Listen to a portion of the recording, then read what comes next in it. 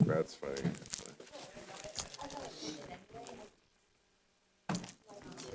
Put yours here, then I can sneak peek.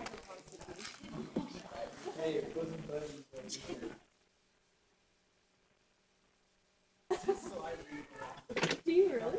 Oh, that's awesome. It has a bookmark in it, I will say.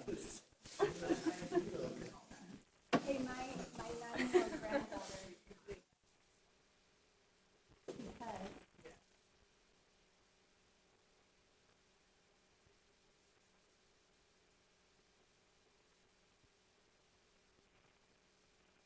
Because Who's going to be your next little politician? Paulina, she's been reading the Constitution.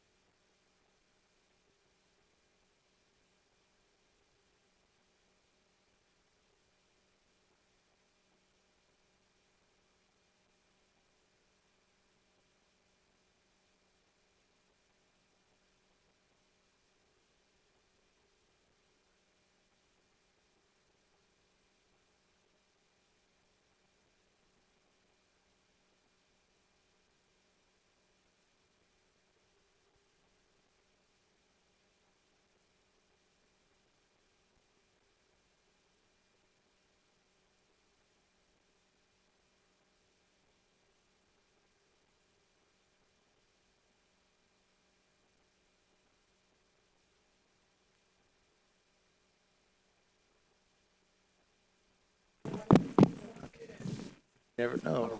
You never know. Never know.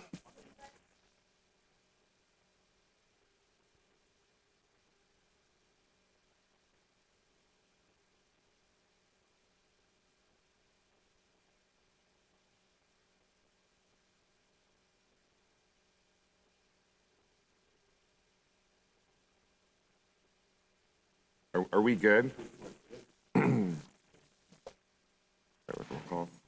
Okay, we're going to go ahead and call the meeting to order.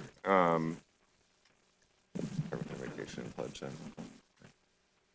Okay. All right, I've asked Council President Bills to open us in prayer and lead us in the pledge. So if you would, please stand.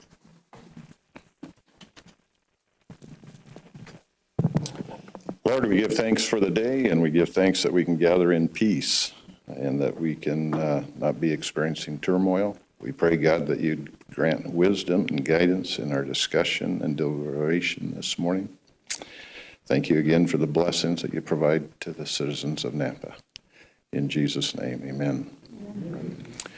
I pledge allegiance to the flag Of the United States of America and to the republic for which it stands, one nation under God, indivisible, with liberty and justice for all.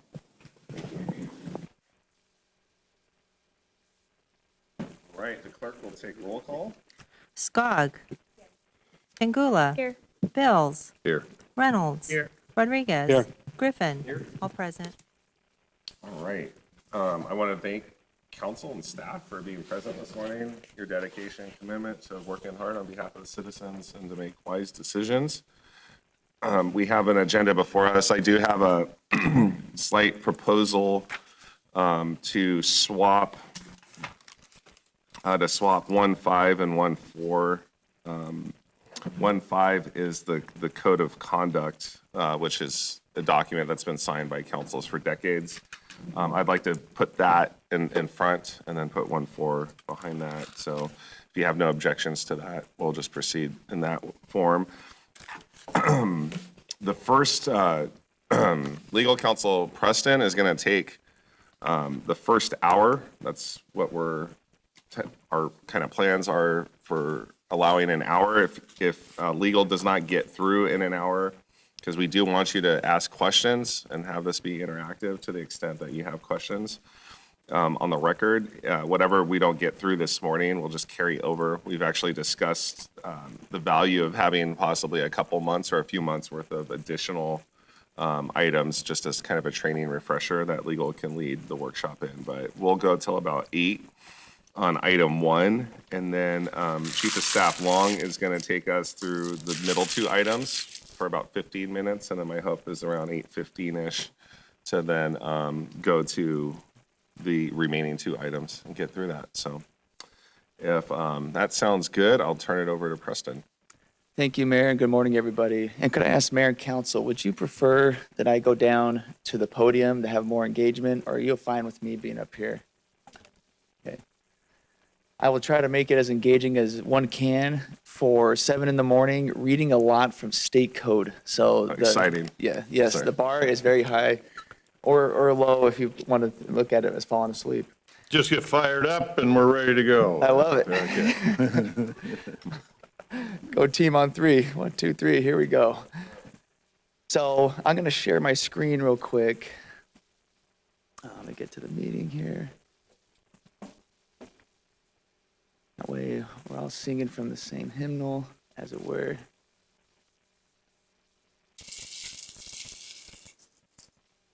All right, no better way than start off with an inspiring quote from a founding father. So this is from George Washington. The very idea of the power and the right of the people to establish government presupposes the duty of every individual to obey the established government. And so the purpose and scope of this morning is to talk about what is the established government here for the city. So yes, in the beginning, we had our founding fathers convene to establish a unique form of government divided by separation of powers. This may be a good civics refresher from our days in middle school or high school, but you'll recall that there are 3 distinct branches. There's a legislative branch, which most of you carry that responsibility. They make the laws. The executive branch carries out those laws. And then a judicial branch to evaluate, or I like to think, interpret those laws. Legislative branch, as you might remember, includes Congress at the federal level, the legislature at the state, and here the city council. Executive branch, obviously the president, the governor, and mayors responsible for implementing and administering the laws and policies that the legislative branch creates, and as well as managing the government operations. The judicial branch, you have obviously the Supreme Court at the federal and state level. At the local level, it gets a little diluted. The one carryover I would say is my help is to help guide you interpreting laws that the state judicial branch might carry out when looking at how we conduct ourselves. And why do we have 3 levels of government? It really is for proper checks and balances. It ensures a balanced government. It ensures accountability one to another. It prevents a concentration of power, and it encourages a collective body of work. So this is our city, and this is a fresh photo. Everyone, it looks wonderful here from about 2 weeks ago, and this is our government. What you see here, 2 years ago, this would have been preposterous because the team on the right is the University of Indiana. And if you're not familiar right now, they are a freight train in college football and well on their way to probably winning the national championship. For all those Hoosiers listening right now, I wanted to highlight this because when I think of separation of powers, I think of everybody kind of doing their role, working together. And when everybody does their respective role in a commendable way, great things happen. There's collaboration, there's energy, you're rowing in the same direction. And one of their coach, Signetti, who is becoming quite a remarkable figure quickly, he preaches often DYJ, do your job. And the quarterback does his, the linemen do theirs, and they're proud to help each other in their respective roles. They're all vital and important, and so are yours. So I'm going to start. We talked earlier, we were teasing about carrying constitutional pamphlets. There's 3 main articles, Article 1, Article 2, Article 3. Article 1 is the first one, talks about Congress or the legislative branch. So I'm going to start there about that role and responsibility and the powers that come with it. I love, the picture here summarizes what I visualize you're going through. You will wear a lot of hats, and I'm going to talk to you about each of those hats that you wear at different times carrying out your role. Title 50, Chapter 7 is where your constitution, so to speak, for being a legislator at the city level is. At a high level, councils shall have such powers and duties as are now or may hereafter be provided under the general laws of the state of Idaho. So in other words, it's very expansive. Right here's a screenshot. This is a very valuable tool. I wanted to show you this. If you're not familiar with it, the Idaho legislature has a very helpful resource. All the laws are online, and you can drill it down by Title 50. That's kind of where municipalities live. That's our world, primarily. There's a Chapter 7 I've highlighted, and that's where you would go if you're ever curious about, well, what are we able to do? What are we not able to do? So I'm going to walk through the various levels or different hats that you wear. So bear with me. I hope this is engaging and interesting to you, kind of knowing like, okay, what did I sign up for, right? Some of this may be old news to you. There may be some things that pop out as, I didn't know that. And so I hope that this can be informative. So right now, think of a legislative hat that you're wearing. We're going to be right there. Here is what you got. You are allowed to adopt laws or ordinances to protect the public health, safety, and welfare. This is called the police power. This is the capital P police power. You guys don't have the uniforms like our police officers here, but the police power in the legal sense is used for the ability to regulate, right? And that's a very fundamental power that you have. Annexation of territory. You adopt a comprehensive plan. You adopt various land use ordinances. So think of all the things that regulate our growth. Zoning, conditional use permits, subdivisions, variances. You not only establish the standards, you set the procedures and the fees. Now we have a state law backdrop that kind of overarches everything, and then we can have tailored local ordinances. Like you might be familiar at the federal level, you also have an override vote. When it comes to if there was a mayoral veto of an ordinance, you may override that. You, the council, you establish the time and place of regular meetings. So Monday at 6 is what you've established. If you really wanted to make it at Thursday at 11 a.m., that's your prerogative. That's what the state law allows you to do. You're also allowed to call special council meetings.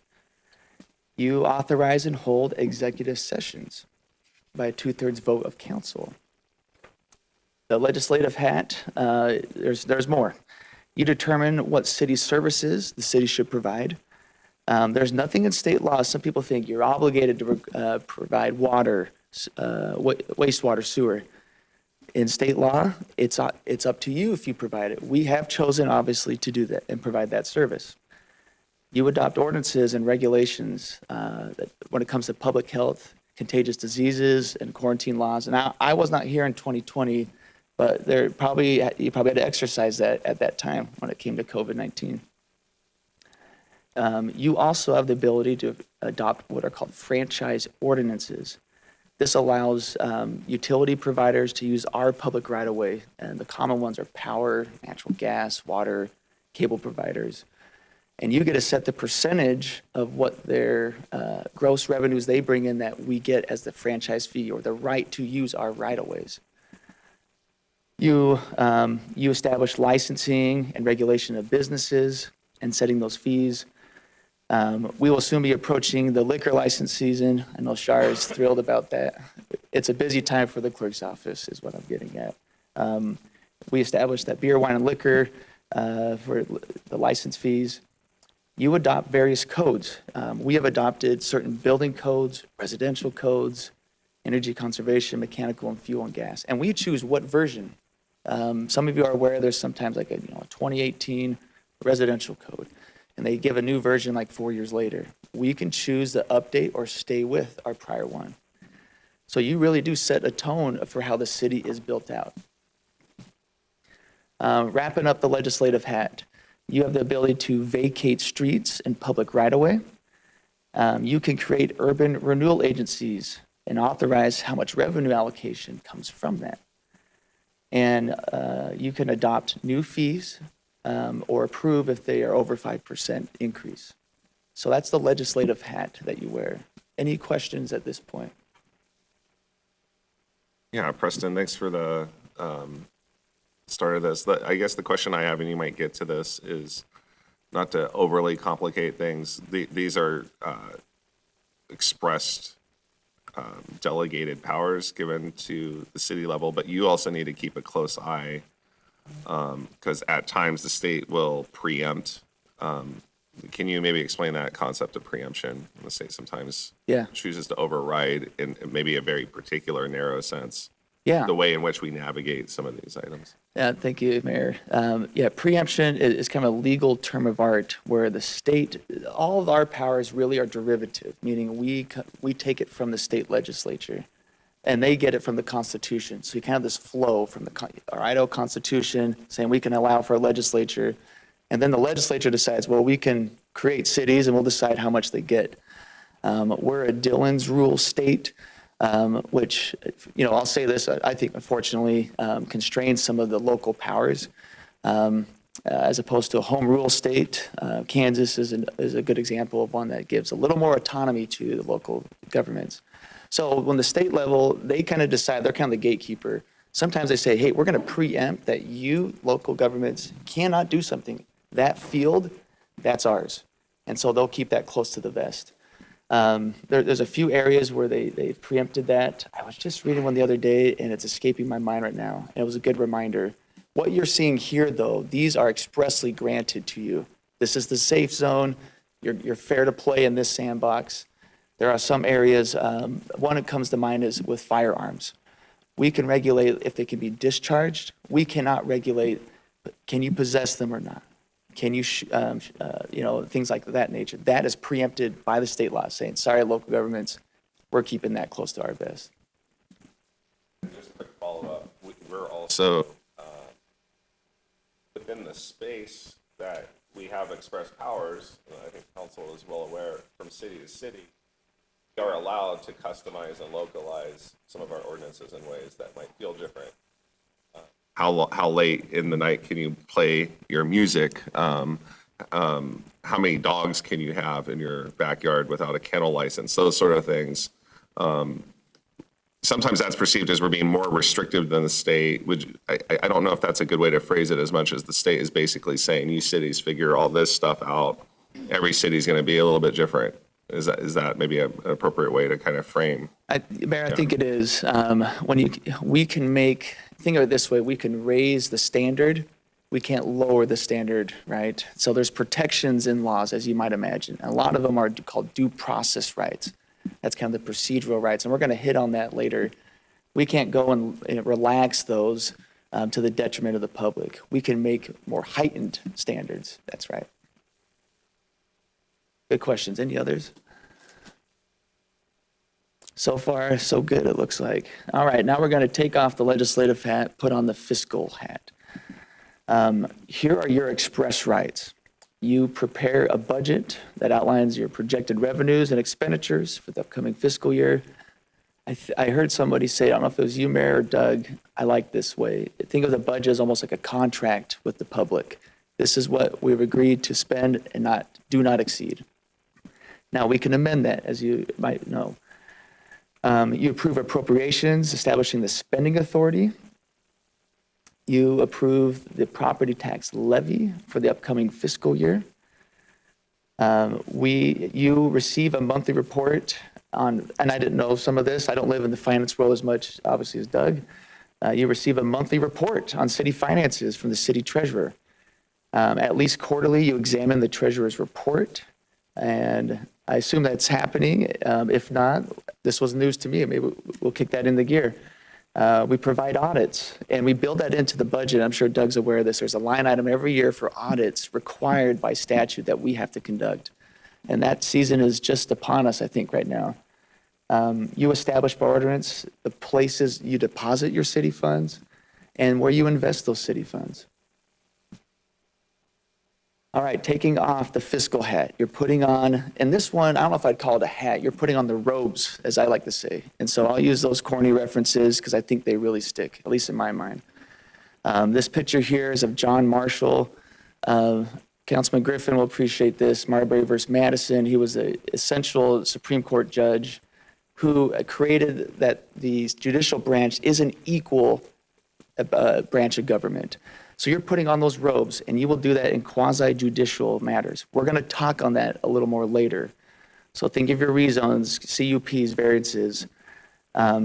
Also, when you are denying a license for retail sale of beer, wine, and liquor, which could happen. We had, I think, one happen last year. That could come up again. Those are times where you take off a hat, you put on a robe. This is what I call, you're calling balls and strikes. We'll hit more on that. All right, take off those judicial robes. You're now putting on a hat, the appointment and removal hat. And we're right in that season with the new mayor coming in and boards being comprised right now. This is important. You confirm the mayor's appointments to and the removal from boards, commissions, and committees. You confirm nominations and removals of appointed officers. I'm an appointed officer, clerks, treasurer, chief of staff, senior director, development services, among others. You're part of that removal process. There is some language in code that the council can unanimously remove somebody. Those positions I just listed without mayor's approval, it would have to be unanimous though. Let's say there's a vacancy within the council. You have that ability to fill that. You can also establish additional roles beyond clerk, treasurer, and attorney, and the city has already done that. All right, now there's kind of the hat you put on. It's just kind of the miscellaneous hat, the catch-all. And this is kind of rounding it out for council, your powers and responsibilities. You select a council member to serve as president, which we did last city council. There are vacancies, and there's kind of this hierarchy or order of vacancies, and I'll try to walk through this. I don't see this happening, but it's interesting to know how it works. If the mayor and council president are both vacant, and there can't be a quorum established, the ranked elected official in order of mayor, council president, and senior member, and if I'm not mistaken, Councilman Rodriguez, that would be you, right? Okay. So it's almost, Speaker of the House is technically third in line. That's kind of your position right now. And if they keep, for whatever reason, the numbers keep dwindling, you actually can resort to the governor to appoint certain positions. I'm not aware of that ever happening, but it's already thought out in the event it does. You provide for the district sections, which we have already. That's your prerogative. And if there is to be a runoff, which one did not happen, but if there were to happen in 2 years, that would be up to the council to orchestrate that and oversee it. All right, a few more. Your miscellaneous hat powers. You can establish permanent boards. You set the compensation for mayor and city council members. You designate an official city newspaper. We have done that. And maybe this is a conversation for another time. Sometimes you can be pigeonholed into their publishing schedule, which can make things a little tricky if you have to do something on short notice.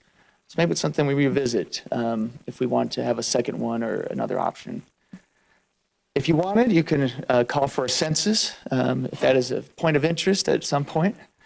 And if there's a local disaster, council can allow, hey, do we want to keep a state of emergency after the initial 7 days? Mayor is the one who does that first 7 days.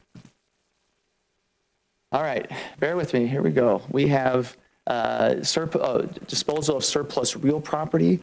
A prominent one we just did was the Fort Idaho Center, but any property that we own, real property, the dirt, there's a process that we go through. And by now, I'm sure we all remember the standards. We talked about it so many times.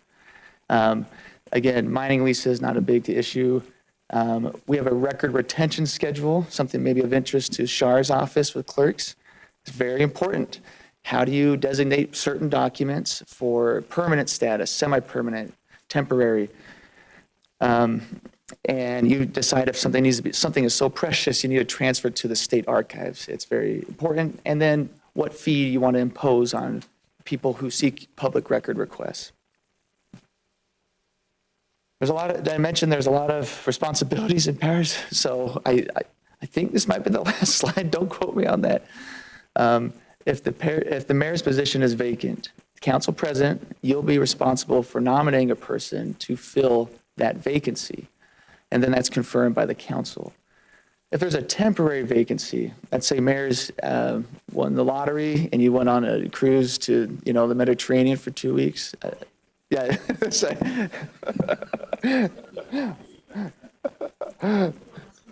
Oh, sorry. More likely scenario would be like, God forbid, some medical emergency occurred and I'm in a coma or something. I'm not dead, still alive, but I'm not able to discharge the duties of mayor. So I think that that's what the statute was contemplating, some sort of. Well, in either of those two scenarios,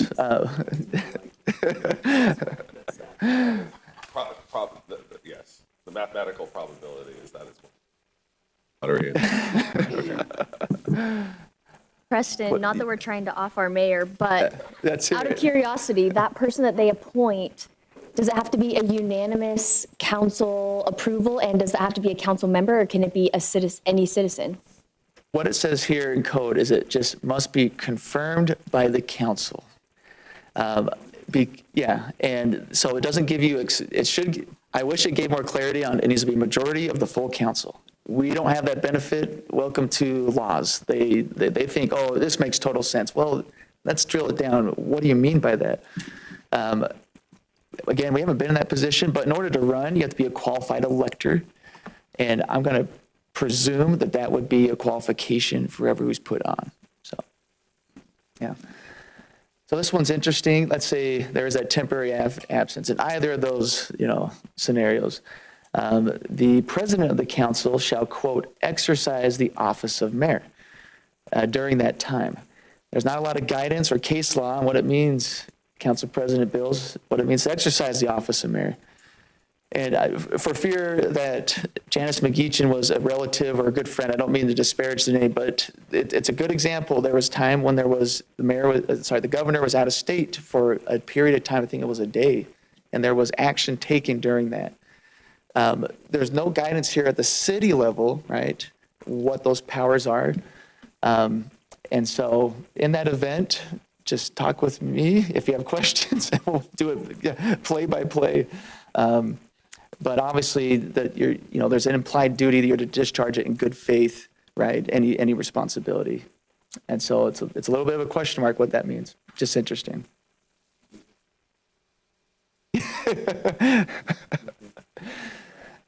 Yeah, that's right. If it's in the interest of the public health, safety, well-being, right? Probably the most significant role in the mayor's absence for the council president, is chairing council meetings, signing documents, and kind of overseeing the operations with employees in that absence period. I think best guidance, and this is from AIC, they would recommend, and I would concur, during such absence, it's kind of like when you take medication. Don't make any major life decisions when you're on that, right? So during mayor's absence, make hiring, firing decisions, appointing vacant council positions and vetoes to the extent that can be avoided would be probably best practice. And then obviously whatever responsibilities the council president may be best for the council as you decide. All right, let's go next slide. That's responding. All right, any questions? We just rounded out on the council side, the legislative branch. Anything that comes to mind? Okay, we're going to pivot now, to the equivalent of Article 2 of our federal constitution, to the mayor executive office. Again, these are mostly spelled out in code for mayor, supervising city employees, hiring and firing employees, may request documents and reports from the appointed officers. Obviously, you're to enforce the laws and policies passed by the council. So you kind of have this working dynamic between your two bodies. Enforcement of any health or quarantine ordinances. You, mayor, are the one who declares an initial local disaster for an emergency, and that's up to 7 days. Council, you decide if it should continue beyond that period. Now, AIC had this point. Notice there's not a citation to it. It was in one of their resources. They suggest, Mayor, you could be ordering emergency holdbacks and spending at any time. So, Mayor, there is a little bit of a legislative hat you will wear from time to time. You may veto ordinances. Obviously, that's subject to a council override. Mayor, you may call special meetings to city council.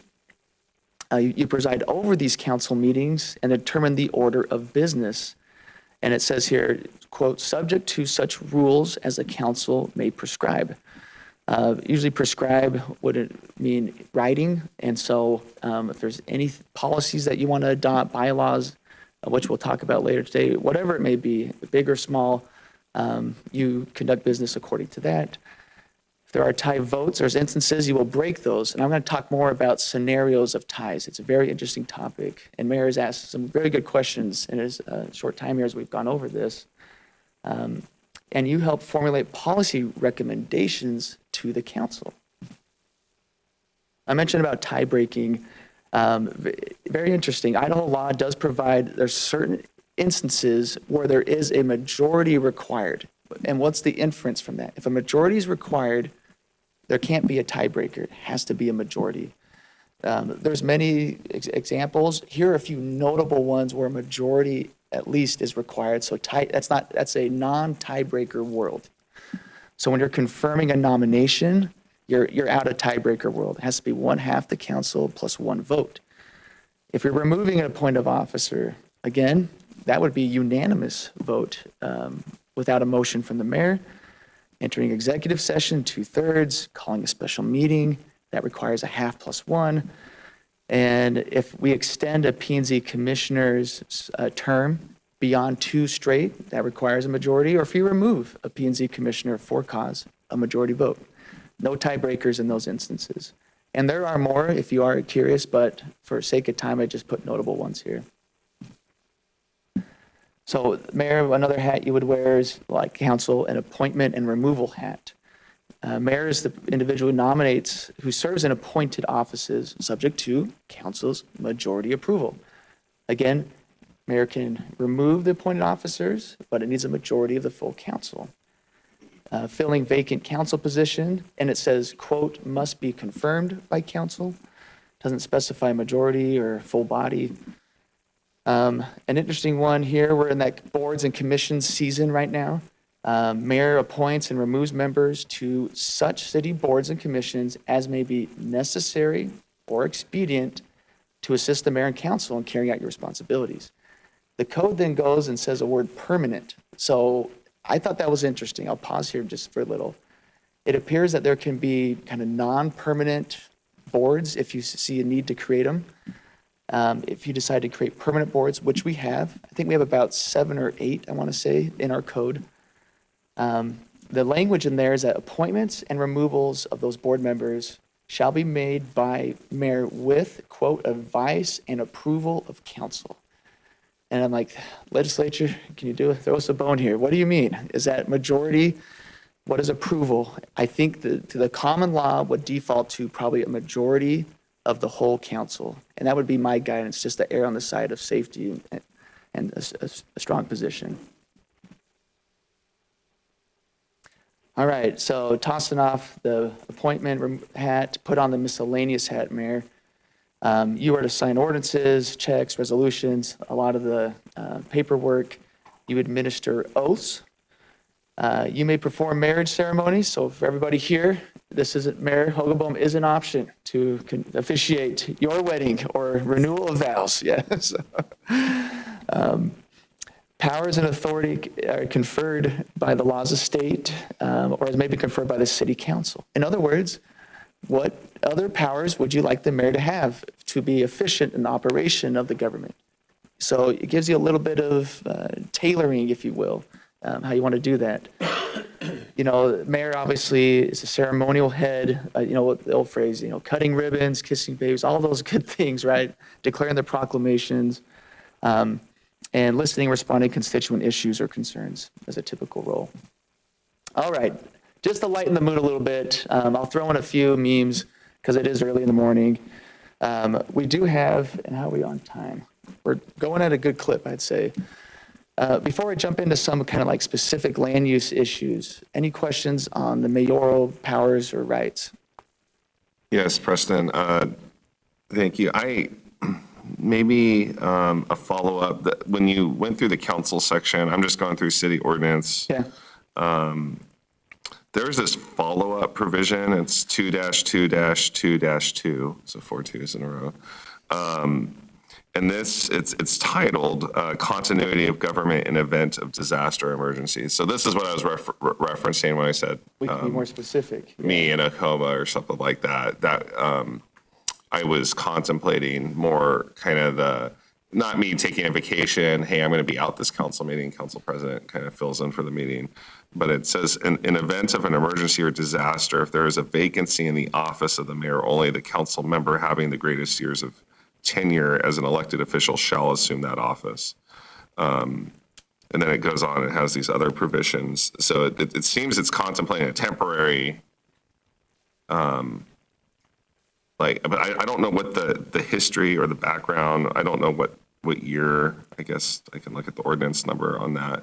But I've had some citizens ask, because we have the council president appointment above that, and then there's this continuity of government in the case of disaster or emergency. So it seems to be contemplating that if I'm creating a vacancy by death or resignation, you go through the process of you're filling the vacancy. And then there might be a situation, an emergency of, let's say I'm kidnapped or something like that. The mayor's not dead, hasn't resigned. The mayor is not able to discharge the duties. It seems like the city, I'm trying to understand the roles and responsibilities of the council president, as you kind of enumerated, tied to that 2222 provision of continuity of government in event of disaster or emergency, where it explicitly identifies the person with most tenure on council. Yeah. If there is any conflict between 2222 in city code and Idaho Code 5608, that's a matter that may need to be reviewed. I read the state code as a shall exercise the office of mayor during a disability or temporary absence. It's probably a legal question, could the city say, that's fine, state code, you say that. We have a language here that would suggest the member having the greatest years of tenure. And so there could be a potential conflict there in that unlikely event. But it does underline another principle you hit on, that cities often will finer tune something that state law has. To the extent there is a conflict here, that may be one to revisit. Okay, thank you. I just know it's not something I sit around reading all the time, but when we're prepping for the last council meeting, obviously with the council president appointment, I just refamiliarized myself with that section. So it was an interesting provision, and I know some citizens have inquired about it, and I've said, this is kind of interesting. I don't know the rationale at the time the city adopted this ordinance, what they were contemplating as far as the intent behind sort of event of disaster or emergency as a different sort of thing from the mayor just, being gone for a month because I'm going on vacation or something. So it seems to contemplate, it says they shall fill that office. So I think it triggers a lot of other things. Does that mean the council seat's sort of temporarily vacated and there's no provision for filling a temporary vacation? So it has this domino effect. Obviously, it's an emergency or a state of disaster. So let's pray that never happens. But if something apocalyptic happens, it seems like the needs of the city need to move forward. And so we're trying to think of plan A, plan B, plan C. So we might need to revisit this possibly, council. Yeah. Well, it's a good point you raised up. My office, we've been doing a research to really try to get and pull off the shelf one piece of paper for what you do in emergencies. If I'm not here or something, you can say, okay, what do we do? And you kind of read it, and it's on one page. This is something I think we'll add to it to say, okay, let's go through that succession and make sure that's super clear. So it's a great point. Just briefly, you mentioned the mayor may issue a state of emergency call that only lasts 7 days. It can be continued by council. The benefits of the state of emergency, and we don't need to enumerate all of them here, but I think the primary one is generally, are we allowed to forego some of the procurement requirements in state statute to discharge funds for an emergency? I know I'm kind of putting you on the spot, but I know that's Well, the question's well timed. We just looked into this, and it probably means I can share with you once it's a finished document, kind of that grab off the shelf, what does this mean? But yes, some of those procurement requirements are relaxed. You know, if there's a snowstorm and people's lives are on the line, we're not going to go out for a public bid and wait for all the bids to come in and open it. There's obviously an exception that the health takes precedence over formality, and there is some relaxation on that for sure. And for emergency authorized spending. That's right. Okay. In a quick and nutshell, and there'll be more details in that memo that we'll probably get out. Okay, thank you. And then on a holdback, I know there's been a lot of interesting debate because, interestingly, the President of the United States that office has long been frustrated by the inability to issue holdback language. I think it's being debated. Maybe it's going before the Supreme Court. Meaning when Congress authorized the expenses related to programs, if the president doesn't want that money to be spent on a certain program, does the president, can they unilaterally kind of with a scalpel say, nope, we're not going to hire and stand up the program that Congress is authorizing? It's creating some tension. But it seems like at the state level as well as at the city level, we're expressly given as a mayor the ability to do some holdbacks. But I think when you see the governor do it, it's usually like a percent across the board. It's not like taking a scalpel and saying you're picking and choosing.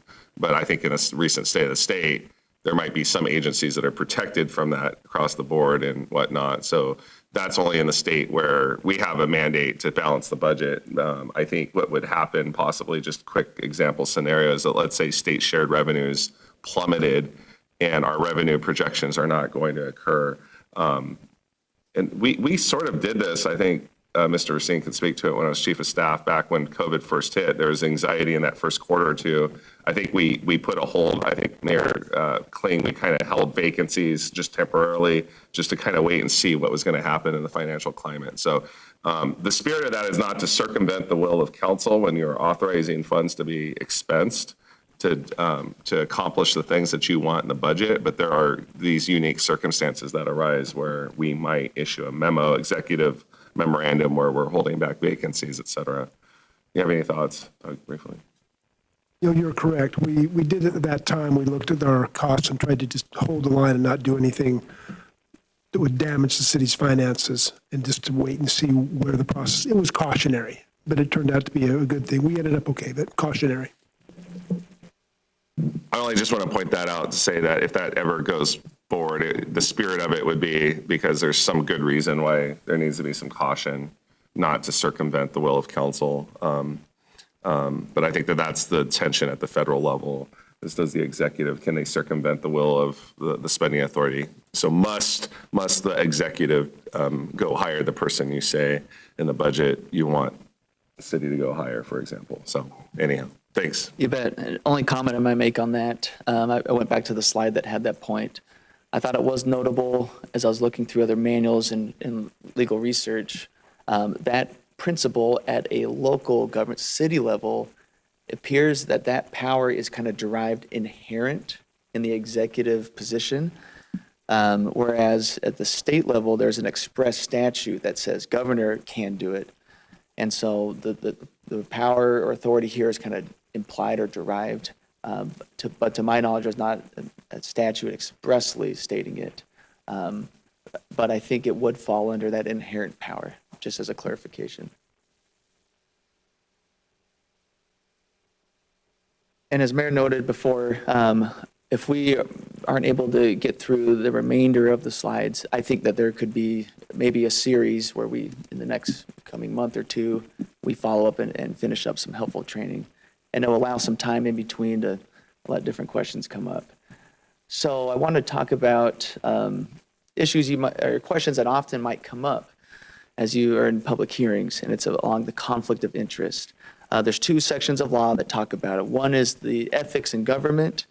Another is under the Land Use Act. The Land Use Act has a tighter, stricter standard, so I'm going to focus more on that. What it says is that a council member or member of the board or an employee shall not participate in any proceeding or action when the member or his employer, business partner, business associate, or any person related to him by affinity or consanguinity, I'll explain that, within the second degree has an economic interest in the procedure or action. All right, that's like a concrete sandwich, trying to piece through that. What is that? In other words, what I have here is a visual. I think it's helpful. If anybody falls within those four corners that's presenting or part of an application before you, right? Think often, anything, more likely it's a quasi-judicial, those land use decisions. That is a mandatory recusal. You are not allowed to participate, quote, in any proceeding. And you might be thinking, well, who's not included? So I put this here, the third degree. If the individual at question is one of those in the third degree, the law says you're okay. And then you come to this tussle of, okay, the law says X, but what would be ethical? What would be the spirit of transparency to the public? I'll iterate this many times throughout here. I am here as your resource. My job is to help protect the city organization, which includes its elected officials, from liability or from any action you might take being undone. That's a risk. And so if there's any question of, hey, I know somebody here, can call me, email me, and I'm here to talk. And let's do it in advance so we can give you a really clear direction on that. So as I noted, it's a narrow bias. It's limited to economic interests. So we'll get on ex parte communications. Unlike that, disclosure of an economic interest, you say, hey, well, I'm disclosing so everybody knows. That does not cure the conflict. It's a hard bar. It's a shall not. It's a mandatory. You got to recuse yourself. And there's a lot of implication there. And the term participate means in any part of the deliberation. So you can't deliberate and then step off for the vote. Best practice, and I've seen it here and in my time in private practice, you just leave the room. So that influence has just left the room, and it's strictly with those who have a neutral interest in the matter. This is just the higher ethics standard, I should say this, higher level ethics standard. It just talks about spouse or children. But the one we hit on earlier, if we follow that, we'll always be compliant with this other more generic one. So as I mentioned, help me, help you. If you've seen Jerry Maguire, right? So talk to the city attorney in advance. I can't emphasize that enough.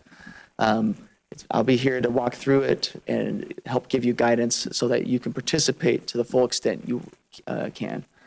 And play it safe, protect due process, impartiality, and the transparency in the public eye.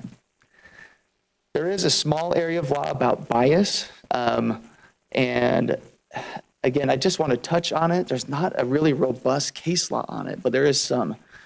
And what it says is that if there is actual bias, it has to be shown instead of just, it appears you're being biased. The one case I could find is a pretty prominent case from 2006 in Cowan. And it says that, in other words, if the bias is like before a matter even comes forward and you say, I will never vote for X type of item, you've pretty much said, I don't care what the public record says. I'm not giving you a fair shake. My decision is already pre-baked without any consideration for your due process. That's what the law is trying to get at. That's the bias we're protecting against. And so the guiding legal principle, and you'll hear me say this a lot, your decision when you put on the robes is take the four corners of that record, and that is strictly what you're evaluating. I'll share a quick story. I had my line of practice in my career, I haven't been in court a lot. I've been advising counsels and representing applicants.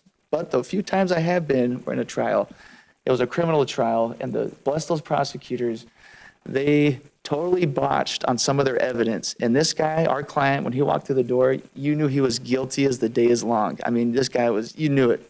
However, the judge had to restrain themselves to the four corners of the facts. And the frustration on the judge's face, I'll never forget it. She knew this person was so guilty, but the prosecutor's case, the record didn't have the necessary information. They didn't identify that person with their witness. What I'm getting at is the judge had to exercise a lot of restraint And to her credit, she said, I moved to dismiss, she granted our motion to dismiss the case. But she knew that it was the prosecutor, the record didn't have the information. So just remember that 4 corners of the record, even if it violates your conscience in some ways, they're entitled to due process up there. All right, ex parte communication.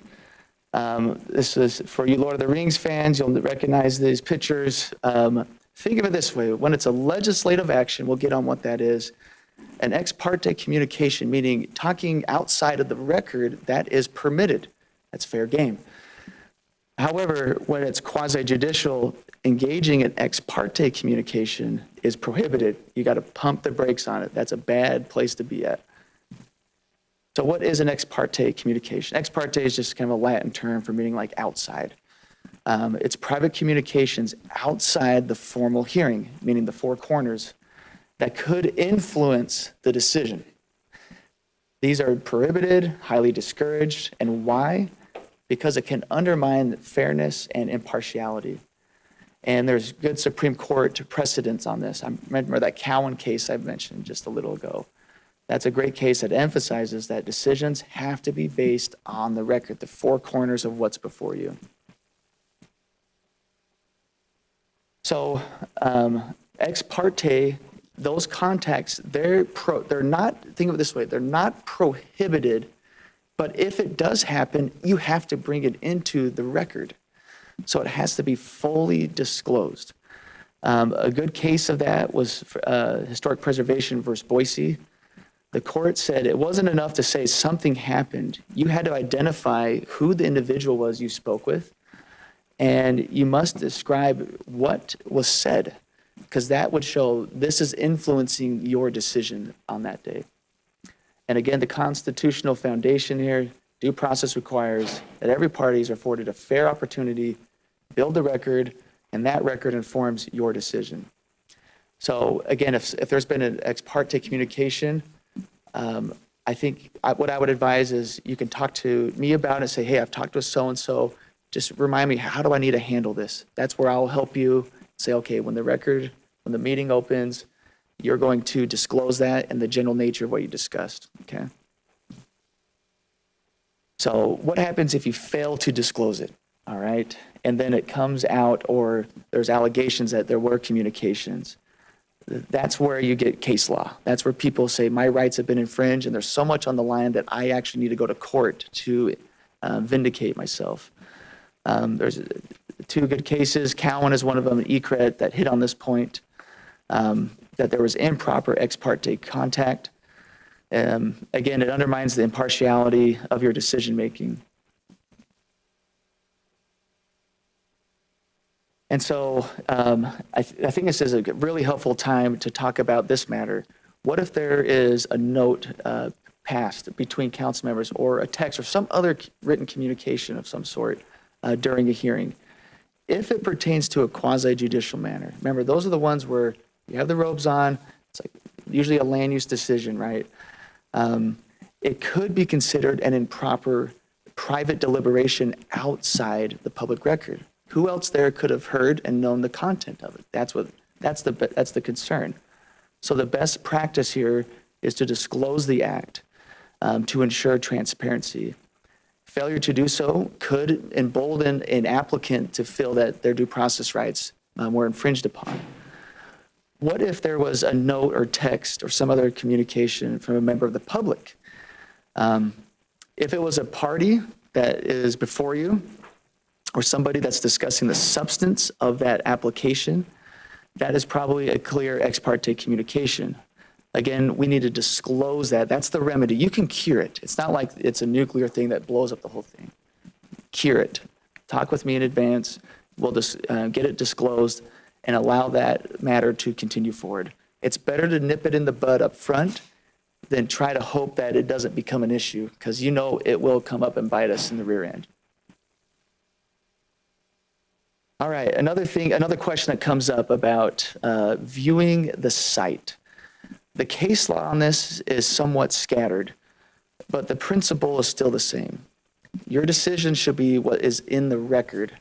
And so if you want to do a site visit, in theory, and I've seen this in cases, You can take the whole council there and notify the public that you're going to be there to consider the site. That's what you would have to do.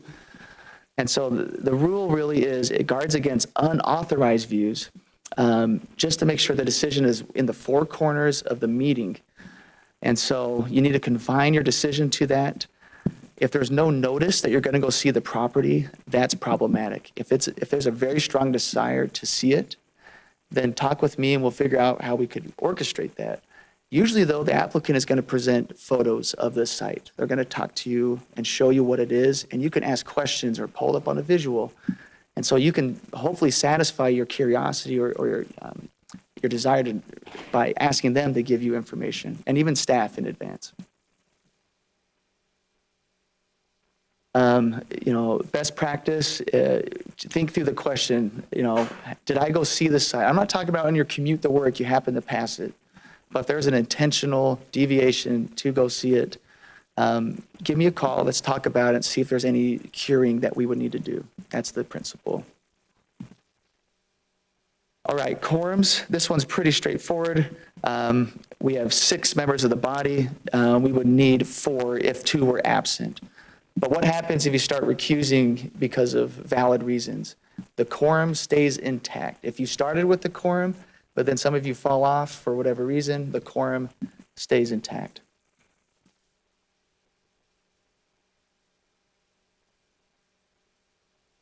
All right, this other one, transcribable record. This is where we thank IT and clerk's office a lot. By law, we are required to have a transcribable verbatim record.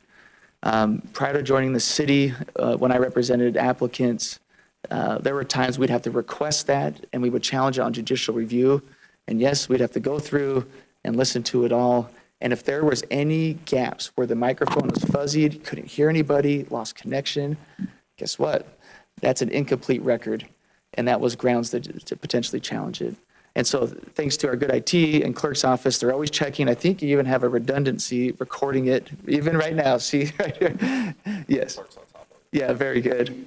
So we got that in spades right here, but that's why we have you speak into the microphone. And if somebody here isn't speaking, mayor, whoever's presiding, make sure that they're audible. All right, changing the agenda. I think you're all pretty familiar with this. It can be amended. Best, advice is err on the side of labeling it an action item, because you don't have to take action on it. But if you decide, we want to, if it wasn't noticed as an action item, tough luck. The public was not on notice, you'd be voting on it. And so we have an agenda prep review. We go over this. We try to nip these in the bud. Okay. This would probably be a good one to, we got a few more here. And Mayor, I'll defer to you on what time frame. Probably have, I'm guessing, another 15 minutes of discussion. We can pause and pick it up later or try to run through what we got here. Is this a good logical break, or maybe push through this slide or a couple more? Or? Well, one of them will pertain. So we have public testimony, and I believe executive session is questions that come up a lot. I think those are the main 2 that we're rounding out at the end. We ought to cover them. Yeah, I think we'll maybe just, I think Next agenda items. we can just push through. I just want to make sure there's ample time for questions. Does council have any questions? If there's questions and there's important time to stop and answer some of those questions, then, okay. I'm seeing we're good, so let's try to push through. I know we started a little bit late, but we'll maybe try to do a hard stop at 8:10. Okay, we'll push for that. All right. If there's any agenda amending, the clerk's office and I, we work together on that, and there's certain thresholds of what you need different agenda notice you need to give. So public testimony, often it feels like this, right? Not saying all of it is always pitchforks and torches, but there is a due process to the public, and especially the applicant. The standard is that they need a meaningful time and in a meaningful manner to give their testimony. 2 minutes has been held to be not enough. 3 minutes is pretty general across the board and defensible. And as a kind of a guiding principle, the presiding officer, I use this term, mode and manner. I remember being in a packed room in like June or July of COVID, right at the height of all the political upheaval during social distancing, and they were standing room only. And the poor board commissioner was wondering what she could do. And I said, you control the mode and manner. If you want them to disperse, that is up to you. So that is the prerogative of that position, to keep order among the meeting. Okay, now we're getting into some of the executive session matters. Executive session really is a great opportunity for any city. Think of it this way, the legislature says everything needs to be done in the public, but we recognize there's times when it's in the best interest of your constituents, of your agency, that you need to be in private to discuss. A great benefit is to talk about legal matters in particular. That's called an attorney-client privilege. The privilege is yours. You, the city, are the client. My job is to keep confidence at everything I discuss with you. It is your privilege to preserve and protect. And I admonish you and all the city members that I give legal advice to protect it. So an executive session, typically we go into it with 2/3 vote of approval. You can hold a meeting just to have executive session. It's a 24-hour agenda notice. And like I said before, the backdrop of the open meeting law, and I have it underlined here in blue, the legislature says, here's the default. Legislature finds and declares that it is the policy of this state that the formation of public policy is public business and shall not be conducted in secret. That's a very clear standard for all governments, okay?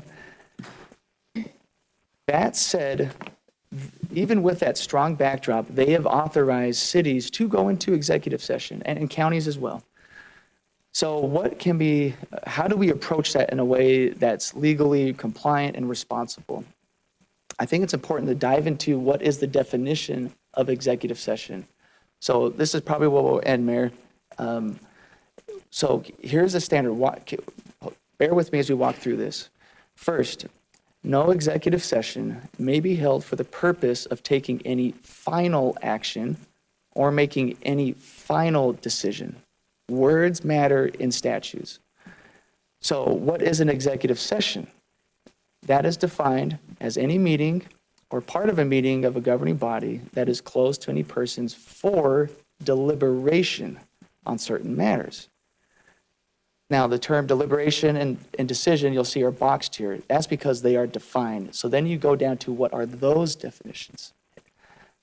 So deliberation, this is the receipt and exchange of information or opinion relating to a decision, but it doesn't include informal, impromptu discussions of a general nature that do not specifically relate to a matter then pending before the public agency for decision. All right, welcome to the legal world of interpreting laws. There's a lot here. It's like stirring concrete with your eyelashes. You're trying to get through this. Oh man, let me try to unpack it. So a decision in the open meetings law, it has a specific definition, not the common one that you and I might think is a decision. It has its own.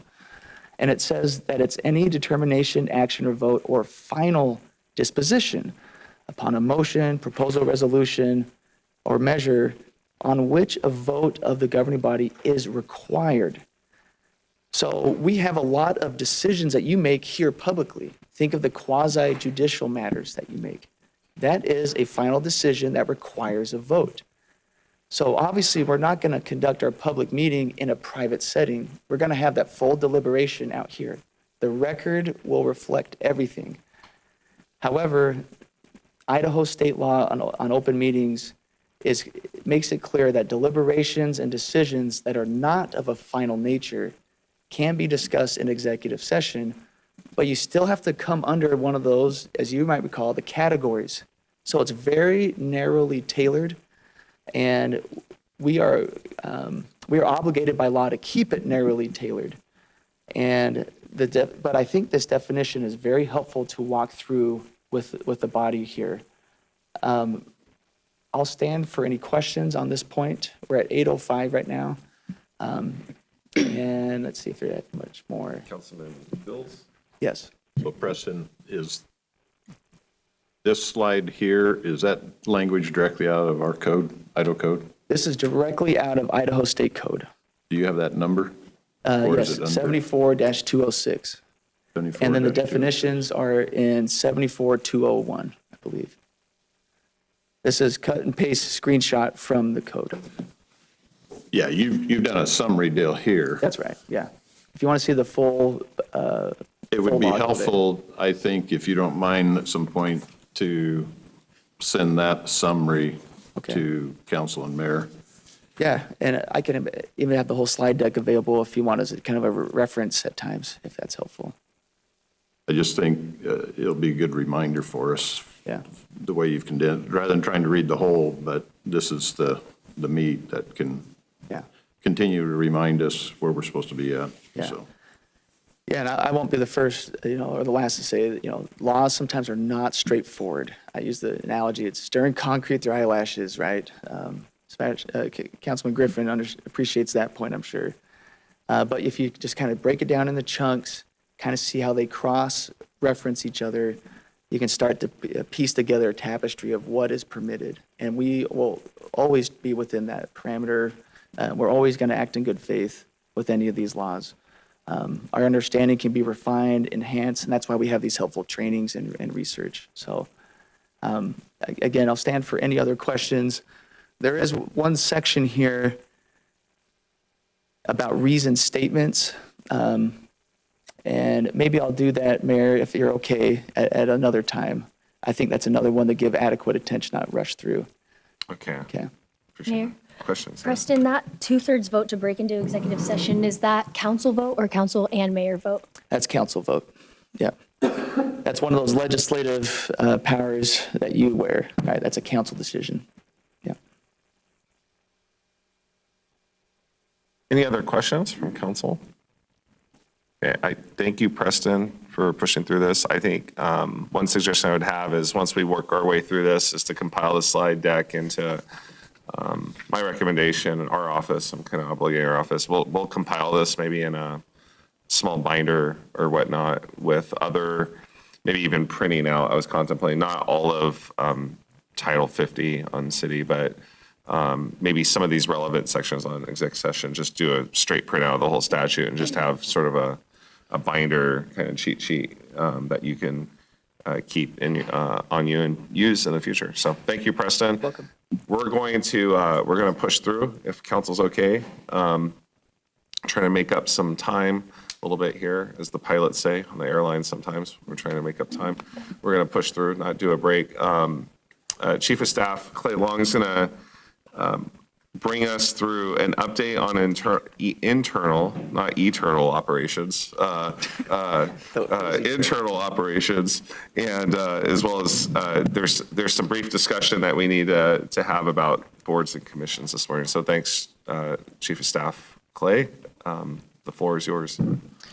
All right, well, good morning, thank you. Great. I'll wait for that to load and make sure we're good. While that is, you should have the city Bible, and I encourage you to look through it. This has a great opportunity to high level know what the departments and divisions are doing, how they do it, as well as the budget side of things. So I'm not going to go into detail on those, but I did think it'd be helpful to give some context to organizational and operational and function versus structure. So kind of where, building on, as Preston went through, the role and function on that legislative side versus the executive side.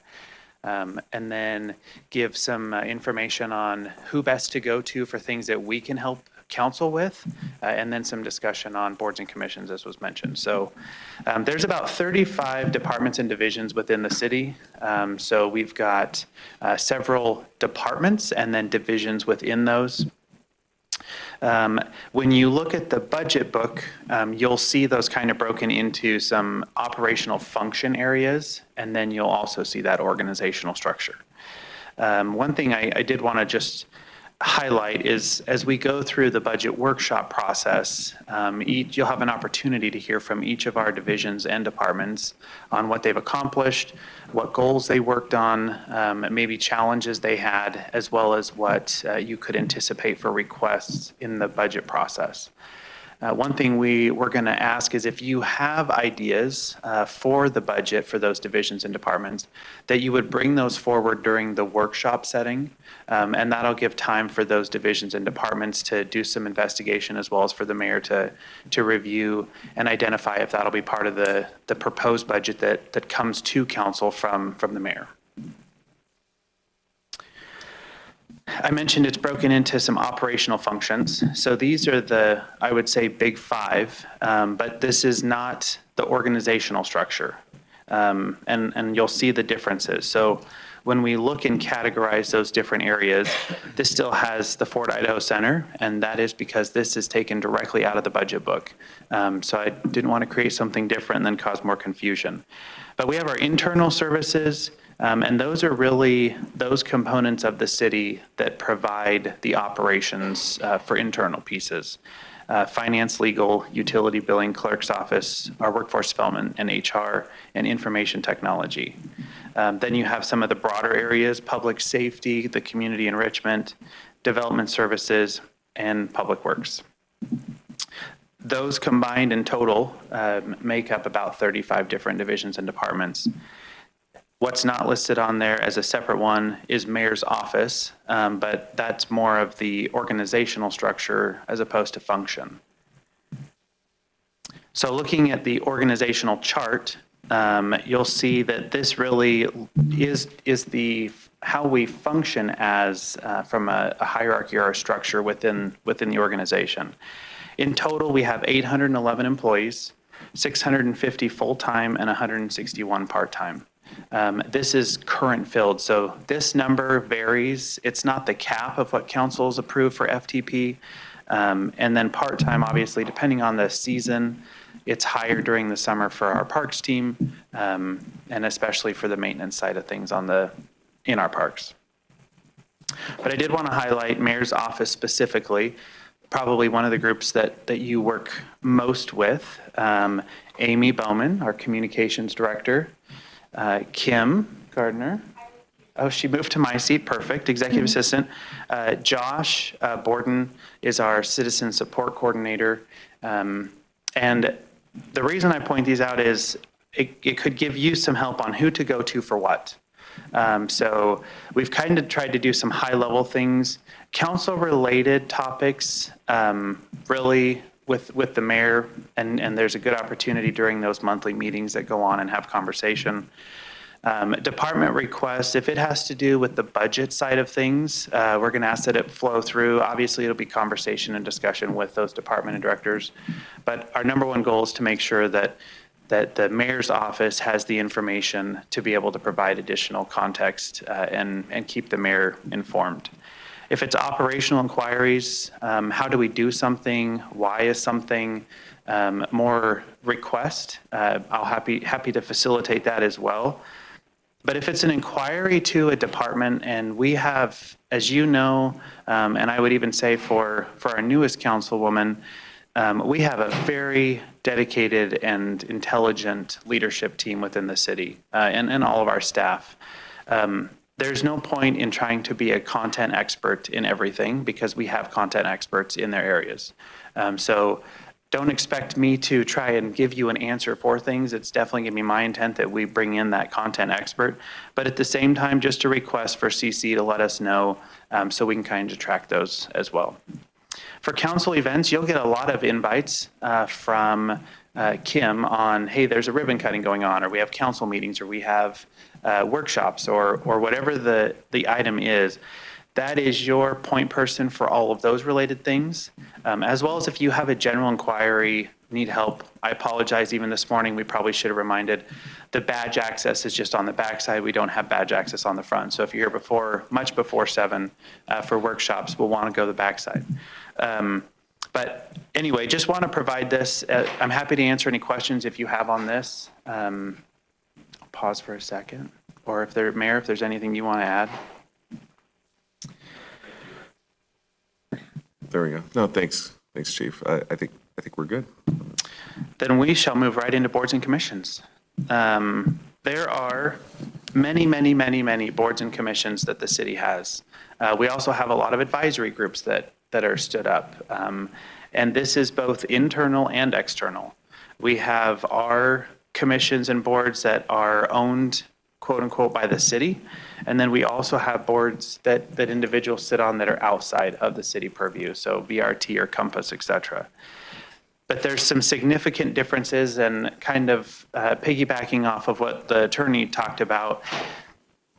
When we look at the requirements for appointments for the positions on those boards and commissions, that does come to the council for approval, the direction of the mayor as far as those council liaison positions.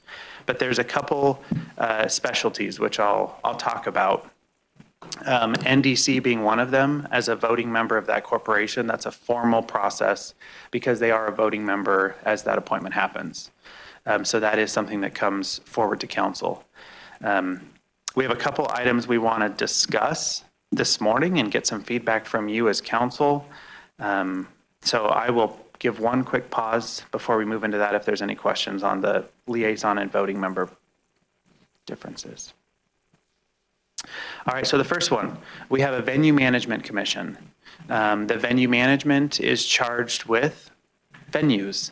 And the priority or the primary focus of that has been the Fort Idaho Center. And so in conversation with the chair of the commission as well as internal, recognizing that the city no longer has the Fort Idaho Center, there's really a question on should we continue this commission or should we dissolve it? And I'll preface that with during the conveyance to the College of Western Idaho, it was identified in the contract and agreement that there would be a joint committee between the institution and the city for guidance and direction on the Fort Idaho Center, comprised of 2 council members and the mayor from the city side. So it's not that there's losing involvement and engagement, it's just whether or not the city should have a standalone venue management commission. So I'll pause that. Councilman Bills. So my thoughts would be that we just create the required committee on the Fort Idaho Center. And I think from there, we ought to dispense with the current venue management and develop a civic center oversight commission type deal or committee that then is focused on helping to guide us on the civic center from both improvements as well as shows and that type of the activity on that asset. Seems like it'd still be good to have community involvement on the civic center. Otherwise, I think it falls back on mayor's office or council. So as far as what's going on with that piece of property. But that, whether well, it seems like if you're going to have shows and operations and deal with a management company, whoever that might be, seems like there needs to be some public input or involvement. And we typically, when we do go out to RFP for the venue management and even the food and beverage management, that is a committee that comes together to go through that process and select it. I think one of the challenges, or even, and maybe Councilman Rodriguez would like to speak to this, he is the staff liaison to the Venue Management Commission.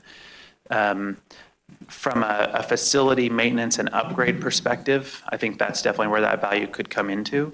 From a operational of the shows, it's really the discretion of the venue management as far as of what they bring in based on what they feel revenue can come in at. So we can work on something to update this and maybe clarify that it's no longer Fort Idaho Center, but the Civic Center.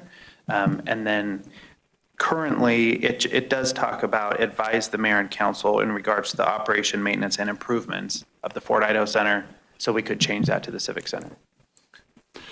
Yeah, I think so. I still think community members should be involved for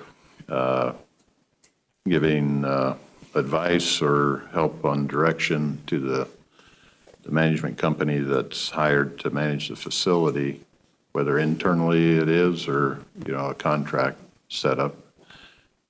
From the standpoint of what shows do come, there's, you can load it and I think make a lot of good money. It may run afoul with community standards.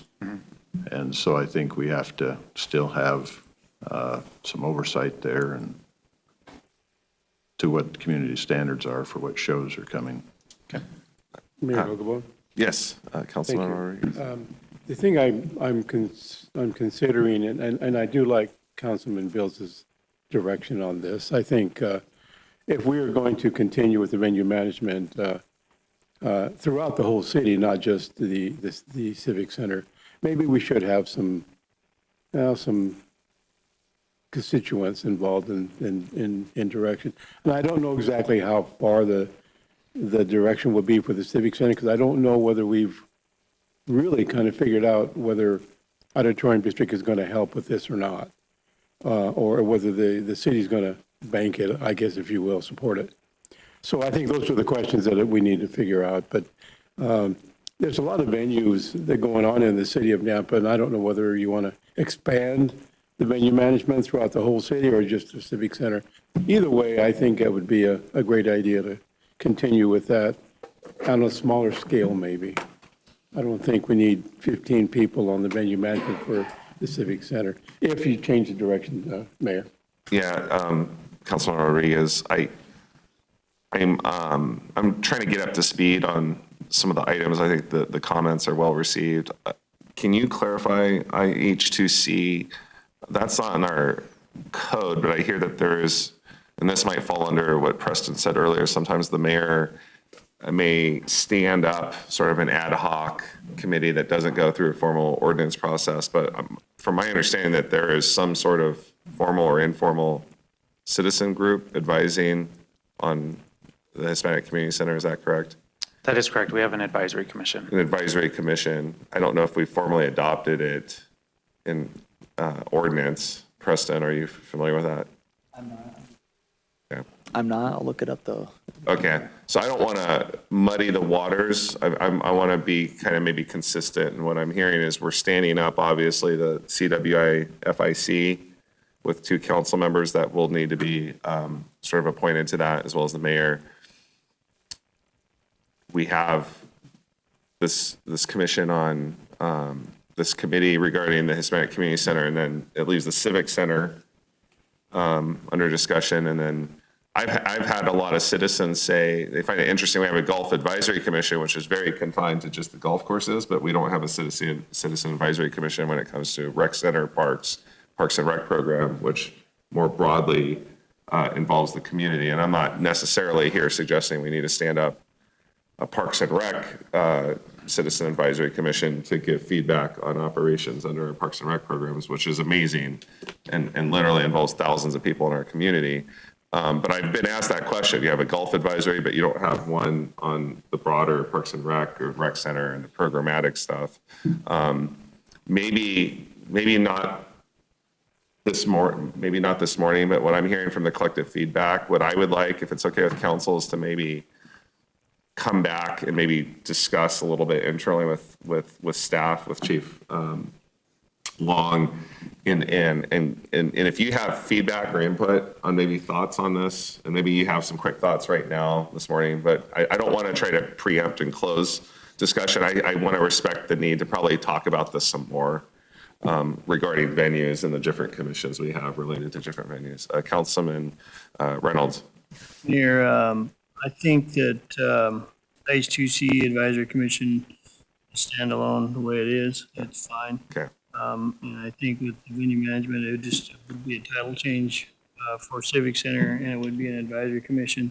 I feel like it needs to be there to be able to talk to the auditorium district and be a go-between for the auditorium district as they move forward with the maintenance and the needs and improvements for the Civic Center. So I think that would, however that looks for a number of people, downsized probably, but it still had constituents on it. And Mayor, we do have a Nampa Civic Center Auxiliary Commission already in our code that does coordinate with, it says liaison between the mayor, council, civic center management, and current members in good standing in the Nampa Civic Center Auxiliary. Was that, sorry, Preston, was that what became the venue management as far as in the formal distinction, or is that formally distinct? That is distinct, yep. Okay, so I think it's probably, I think we might have what I call a couple zombie commissions that aren't actually operative, and we didn't strike the ordinance language. I think there might be one more. I think there's like a blue ribbon committee or something that's formally structured of, We have a few Community Relations Commission. yeah, there's a formal community relations commission.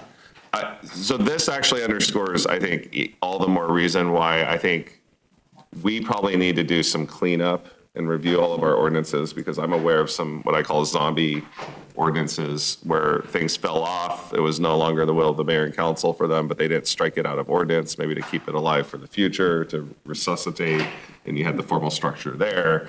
But if I am hearing from council input, is it the preference of the council to at least have citizens advising on the civic center in some capacity?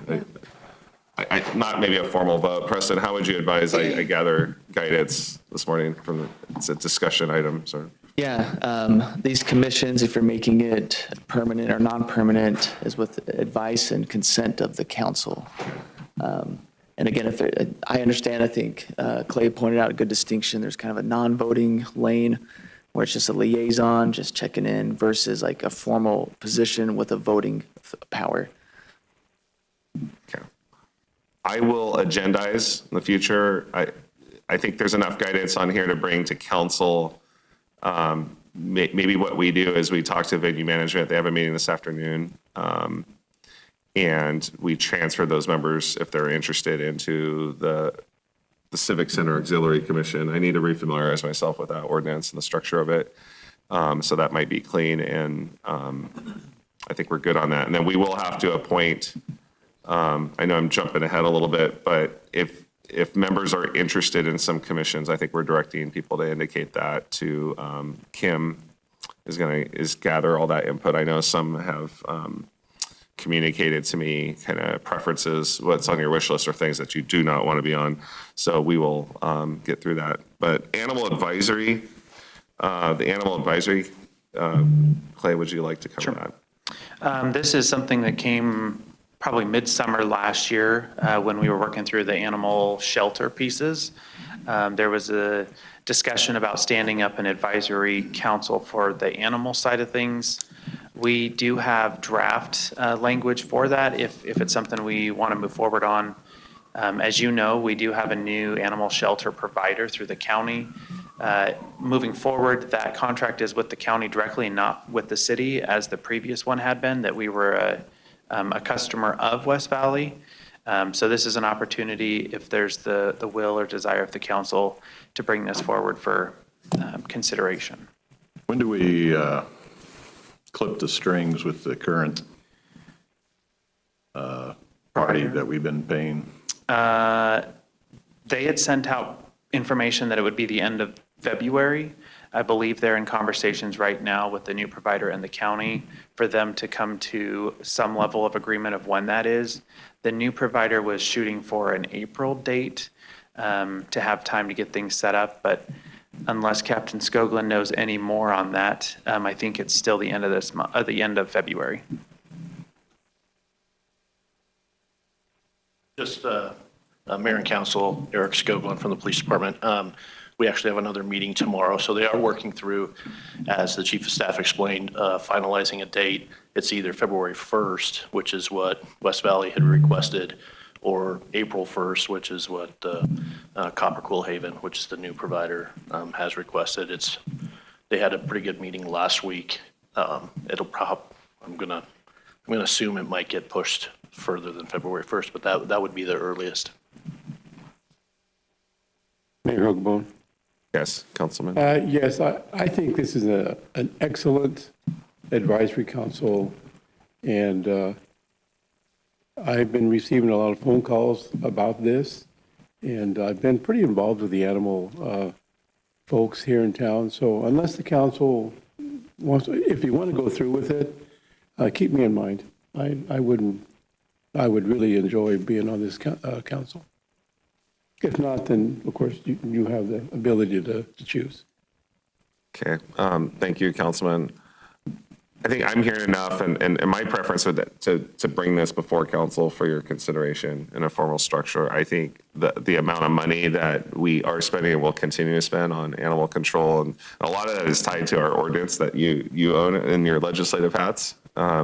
There's actually some fairly robust language pertaining to animal control. Some of that language may need to be revised. What I envision as an animal advisory council would help make recommendations to the council, again, in an advisory capacity on maybe best practices and changes, and then advise on whether or not I would very much, of course, we would continue to lean heavily on Skoglund and his input, Captain, from an animal control standpoint with the city's relationship on the operational level. But there's a wide, broad host of services or potential services that may be issued within that contract that I think have significant community interests, whether it's low-cost spay neuter or no-cost spay neuter, or a lot of those concerns. And I think that this is a big, big issue. There's a lot of pets in our city, a lot of domestic pets, there's a lot of strong emotions on this. And maybe we stand this. I don't envision this advisory council being a council that's meeting every month and spending, maybe a quarterly meeting where they're advising. And just like when we do updates on our code, that they can maybe do an audit of our code, make some recommendations, and also make some recommendations when it comes to that management relationship.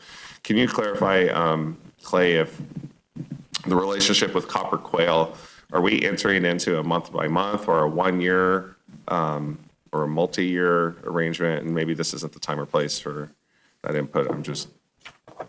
The RFP was for services on an annual basis. So depending on what the county decides to do, it could be a 1 year or whatever their comfort level is. Okay. But the contract would be with them from the county, and then we would pay for services through the, So we're going to be a party to a contract that we have no say in, if I'm understanding. There'll be a provider to us. Both Captain Skoglund and I were on the RFP process and have been part of the discussions. The contract still hasn't been completely finalized, but essentially it was taking what the expectation and what was being done is with enhancements, mind you, of data and making sure that the animals are clearly tagged of where they came from a city resident or not. The level of services and expectations were all things that we were part of for that discussion and that process. But the contract itself will be between the county and the provider. Mayor Hergebo. Yes. And the county, I'm sorry, I was following up. Follow up by Bills and then Councilman Rodriguez. So the county's billing the city? And the agreement and what was provided in the RFP was based on the dollar value that was already identified. It was very clear that was the cap of what they could put in. They have proposal and goal of raising funds other ways, and as the mayor indicated, identifying ways to help reduce some of those that are coming into the animal shelter. But that was the dollar value that was placed in there. So do we know what is being expected of Nampa to pay per month? The current budgeted amount. Which is? I believe that's about $458,000 a year. 458? Okay, because the bill that we saw yesterday was 40,000 plus for the 1 month. So 458, so I. 485. It might be slightly higher, but it was about 40,000 a month, 458, so it could be there between there and 483,000. I don't remember exactly off the top of my head, but it's in No, that I ballpark. understand. I'm just trying, I thought the amount was a little less per month, so that's why, yes, last night the 40 stuck out at me, so. I'm sorry, you know what? We'll get into this as it goes. You got Victor with the I question? will add, I think we need to have a staff agency, kind of an update on this, formalized on a future agenda. And I know there's still some moving pieces, including a meeting that you're going to tomorrow, I think, right? Then, Right. So once things get a little more Okay. formalized in that transition, then I will prepare a report for you. Okay. Thank you. And we'll bring that back. Councilman Rodriguez? No, I think you and Councilman Bills already took care of what I was going at, is the financial side of what we're having to do with this now. So, yeah, as long as we get a copy of the contract and the finances, I'm good. Thank you. Okay. Okay. Very good. All right, the last thing I had, I've already talked on this, so we'll just go through, is just the next step ask, and Mayor already indicated this. If you have a preference or a request for a board or commission that you'd like to be a staff liaison or representative on, to just email that to Kim, and that way we can compile all of it. Thanks, Clay. Appreciate it. Yeah. I'd appreciate being appointed council president, so when that comes up, yeah. Need a little levity in the room. All right. Appreciate the two hands behind your back. Great. Along with the ankles being tied, yes. So at this stage, as I suggested at the beginning, I would like to go through reaffirm. This is a reaffirmation. As I understand, Preston can speak to it. I made reference that this occurred in the summer, but there's something, I don't know if there's a technical. Yeah, and I'll hit on that. Can you- And some of you are more familiar with this document than I am. As I understand, it's one that's been reaffirmed annually or some regular basis.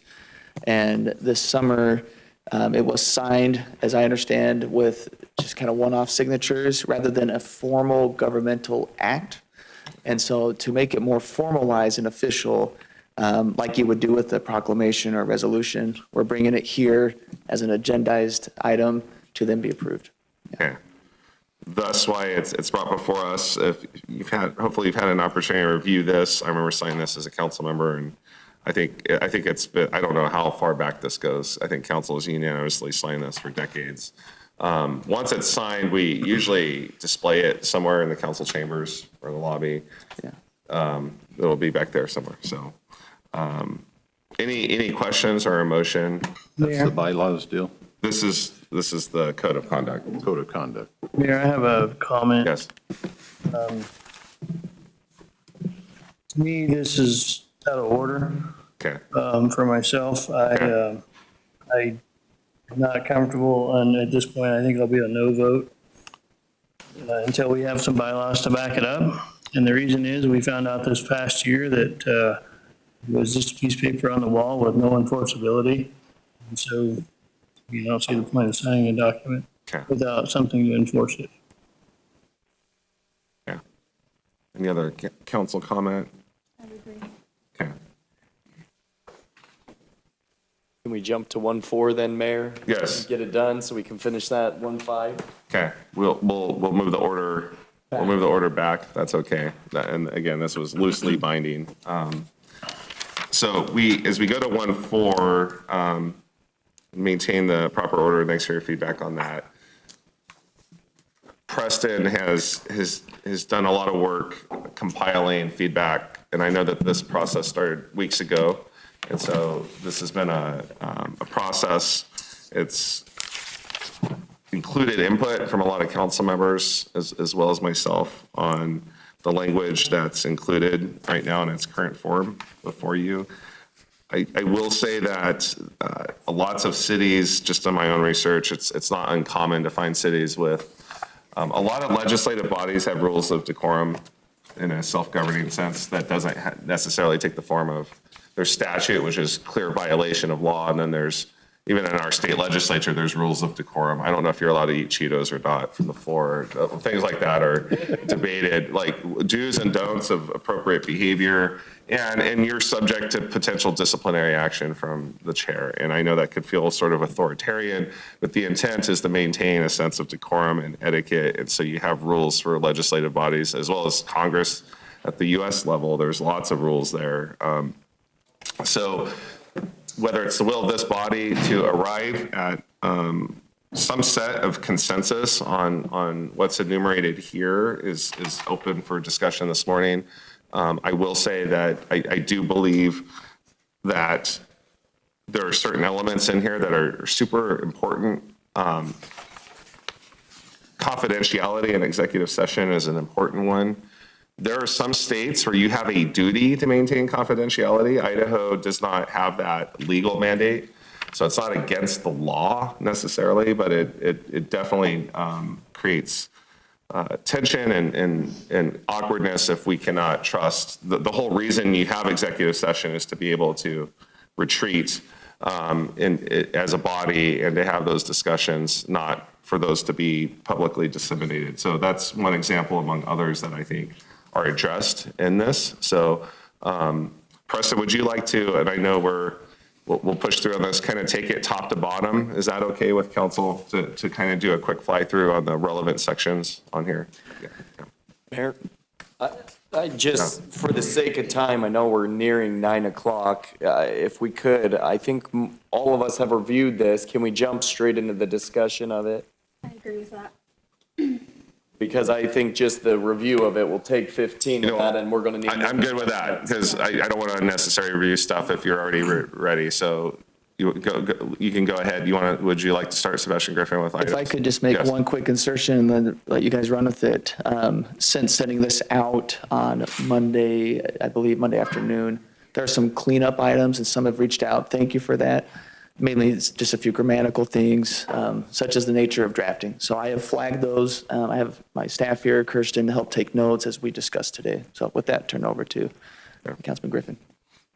Other than what I had previously emailed, and it was just grammatical changes more than anything, after another pass through, section 107, the meeting attendance and advance notice of absence, just a comment. I agree that we should all be giving advance notice if we're not going to be attending, so the mayor and staff can prepare either for remote participation or for giving a heads up to the speakers so they're not caught off guard. I think we had one occasion where it was a surprise.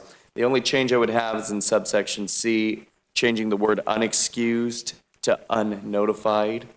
I don't think we need to be excused to be gone, but we should give notice. So that was the only piece there. Remote participation 108. I had emailed Preston my recommendation. There was a change only with, and then it was removed. I don't know what we ended up with, the permanent language. My recommendation would be everything past teleconference be deleted. That being said, I believe that we have a means for those of us that need to remotely participate. That was a means that we've had since COVID. It continues.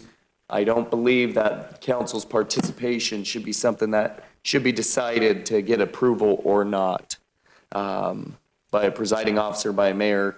I think we limit our authority when we do that. I recommend the deletion of B all the way through because there shouldn't need to be a request of participation. You should just notify and then have those accommodations provided.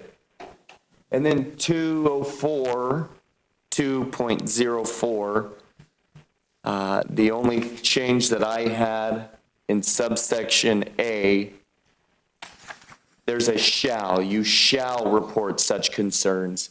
I don't want to be bound to a shall. I think it should be a should. And I think we should allow the spirit of the law, in my opinion, to govern what we should be reporting, because I think any time that there's a violation, we're going to get bogged down with a lot of headaches, but everything else looks good to me. Councilman Griffin, that last one, what was that number? 204, duty to report violations.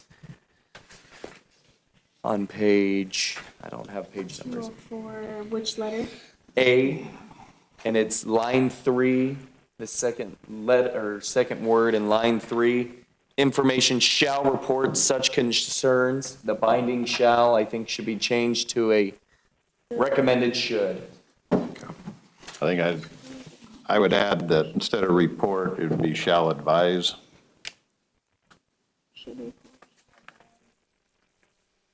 Should report, shall advise. Is that what you're saying, Councilman Bills?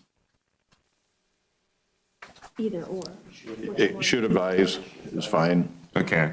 And then maybe duty to report should be process of reported violation or something, because I think it does soften a little bit, but I do appreciate Councilman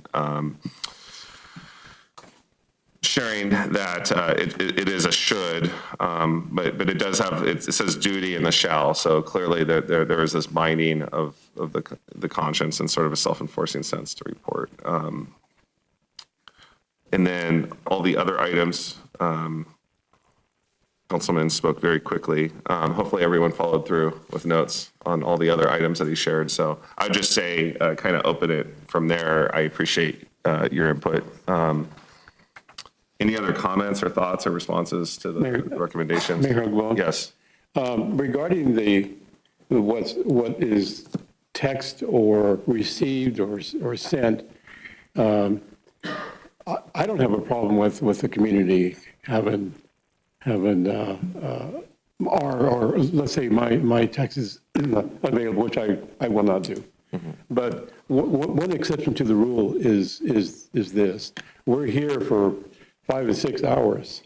And based on the attitude of politicians and elected officials by some of our constituents, that I tend to be very careful when it comes to my family and my property. So I will, however often I can, will monitor my home from here and my family. And I may text Delcy and make sure that everything's okay. If the city or if the constituents file a record of request, sure, I don't have a problem giving that to them, but I do have a problem with giving my home address, even though it's way out there. It's out there. Everybody knows where I live anyway, but just for some of those that I am concerned, and I will be checking the security of my family. And so I just want you to know that on the record. Sure. I think Councilman Rodriguez, you bring up an important point. I will reserve the right. All of us probably to some degree may get texts from spouses or loved ones or kids about certain issues. Yes. I think the concern, I would refer back to legal counsel, is if we're in a quasi judicial matter and there is correspondence with individuals, it's not illegal to receive that correspondence. I would say, maybe legal could say, you have a duty to notify and put on the record any information that's being communicated to you, because the information that we're processing, we're all in it together. So in a public hearing or in a quasi judicial matter, we're supposed to be processing information as a collective body based on what's placed on the record. So I'd say not to necessarily encourage texting with constituents. Otherwise, I think my main concern is to limit legal liability or to have decisions of this body questioned by applicants and then have to go through a cure process and incur liability upon the city. So I don't think it would necessarily apply to that. However, if we look distracted on a very important matter when someone is testifying from the bench or proposing an exhibit, we're clearly texting on our phone. It does call into question those things, and those would be subject because we're on the clock, as it were, and they don't know what we're doing. And so if a public records request comes in, I would, again, defer to legal if those requests come in. It's just, I think there's a duty to notify you that you're subject to that public records request that may come in. The scribbling on notes and passing stuff, again, we do not want to give the impression that there is deliberation occurring sort of in secret among members, amongst ourselves. This is where things are very different from the legislation. The legislature, you go to the legislature on the floor, you might think they're being rude, and they're not. It's just their decorum, and in some ways are far more strict than us in some regards, and in other areas, they're on the phone literally right up to a floor vote. They're literally calling and talking to one another, talking to constituents, lobbyists, people on the floor right before they go into a vote. So they are, even when people have the floor and are talking, other people are on the phone, and it looks like it's rude, but that's kind of the custom because they're a large legislative body. And so, but for us, I just caution us. I appreciate Councilman Rodriguez's comments. Yes, legal. And Mayor, I'll just add on to that, to add other clarification. In the legislature sense, they're passing general laws for the whole state. It's not a quasi-judicial matter for one applicant, hence their ability to have, our favorite word, ex parte communication. Here, when you have a public hearing item, quasi-judicial, think of this as the proverbial table out here. Everything needs to be thrown on that table that's in consideration. And as I said before, if somebody does talk to you about it, what's the remedy? You disclose it. You disclose who it was and the general nature of it. That way, people are aware of what went into that decision. So that is an ex parte issue, and the remedy is clear, and I'll continue to just coach and reiterate that. Sounds good. Yep. To Councilman Griffin's points earlier, just briefly, on the unnoticed as opposed to unexcused, I appreciate that input and feedback, noticing that I don't have the power to excuse you or to bind you in attendance. However, the law, you are subject to the law, and I think Preston does a good job in referencing certain code section here with that importance of 3 successive, I believe. I'm scattering around. This rarely becomes an issue, and maybe Preston can speak to this more another time, but I think it happened up in North Bonners School District last year or 2 years ago. There were certain members on the school trustee board who were refusing to gather to prevent a quorum, and it was preempting and freezing the ability of the school district to do business. And at that point, I think the sheriff was dispatched because they were at that point subject to, I guess it's I think called malfeasance in the law. So there's dereliction and malfeasance because there was not an excusable reason that they notified, like if someone's getting like cancer treatment on chemo. So I think what would be relevant to the disclosure of that is it's understood this person's not trying to preempt a quorum. This person's legitimately sick and absent. They would not be probably subject to the penalties of the law. But if someone is in good health and they're just choosing to be,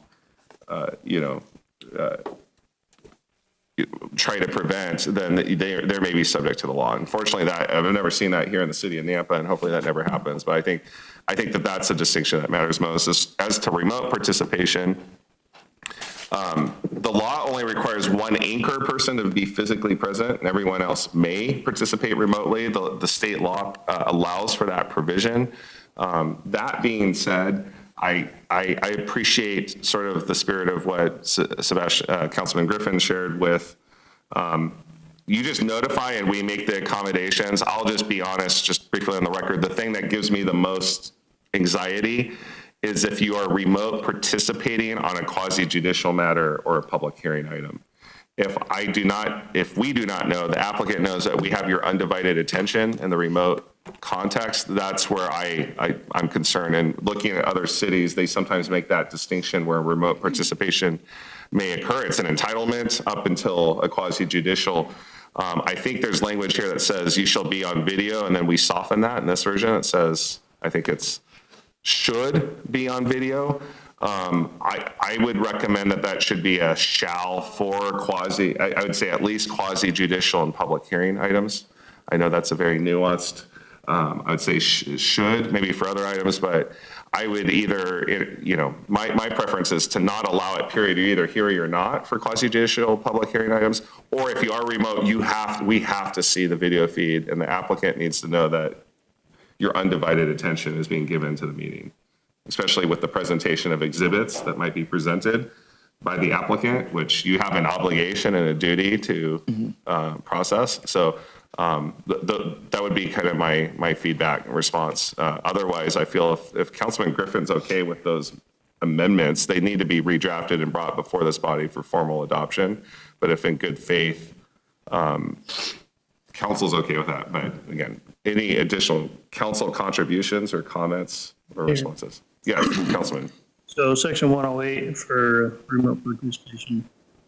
My comments are, I feel like if you work that out for the get permission or excused for the quasi-judicial part with your camera on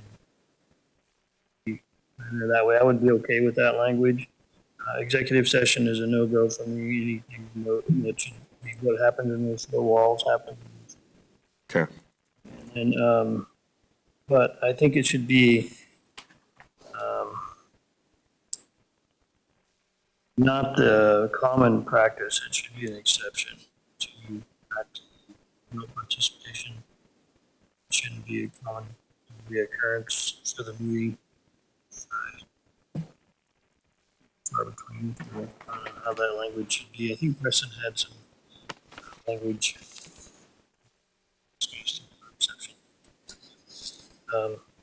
Anyway, I would be comfortable with that. You know, at the legislature, you can't participate remotely at all. If you're gone, you're gone, and if you need to be gone, then be gone. I mean, it's like you need to go on vacation and call in here.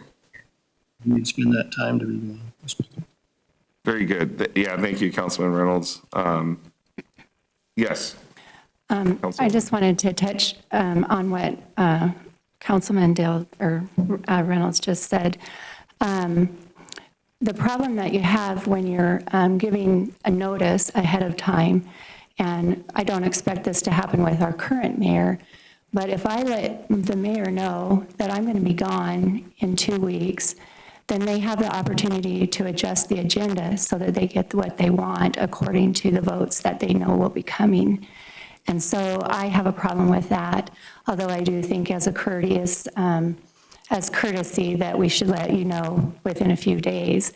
But if I'm required to let you know before the agenda is set, or even after the agenda is set and that agenda can be changed, then I think that gives me a problem. Also, I wanted to say that Section 204 is just absolutely a no to me. I'm not going to be a tattletale on my fellow council members. I think that that's something that, that's just, and then my other concern is on Section 102 is if I accidentally call the mayor Rick, am I in ethical violation if I accidentally say somebody's name or, and I don't call them according to what this says I have to call them?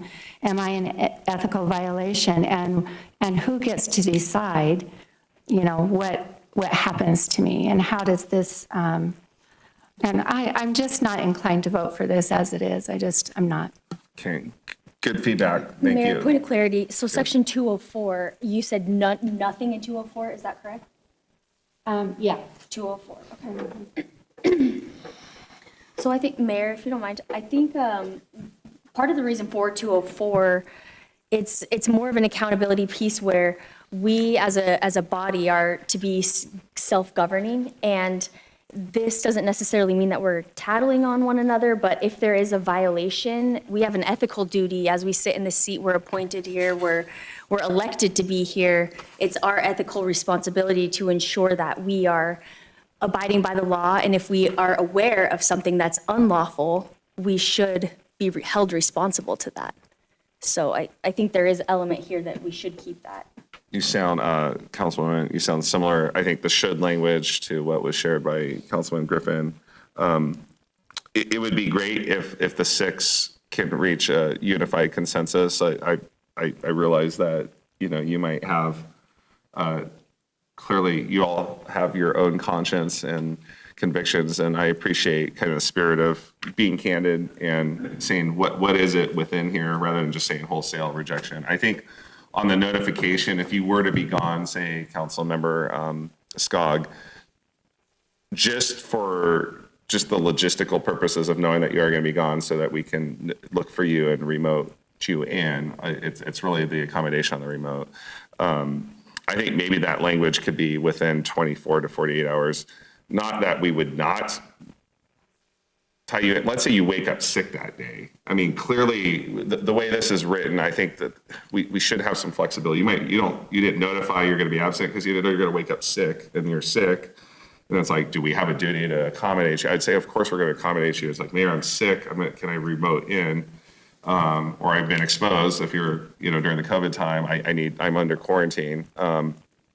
So maybe on that issue, as far as the time in which you're notifying, and I appreciate you not thinking agenda will be adjusted based on someone's absence, but I understand the concern that council member might have on that. I would just say, we'll circle back on that one. As to Mayor? the 204. Mayor, on that yeah. one though, I think one thing to remember is that even, not necessarily public hearing items, but council has the authority at the bench, even in the moment, to adjust and make an amendment to the agenda. Correct. And so knowing that it can be, that's like a moot point, because it's something we could literally do right in the exact moment, knowing somebody's not here, so. That is true. We're up against 9. Are we okay with extending to 9:15 at the very latest as a hard stop? Okay, I see head nods, okay. Councilman Bills. Okay, so 204, I would suggest, if it hasn't already, that it would be more of process to report, not duty to report. And I like the idea of get rid of shall and say may. So it's not an obligation.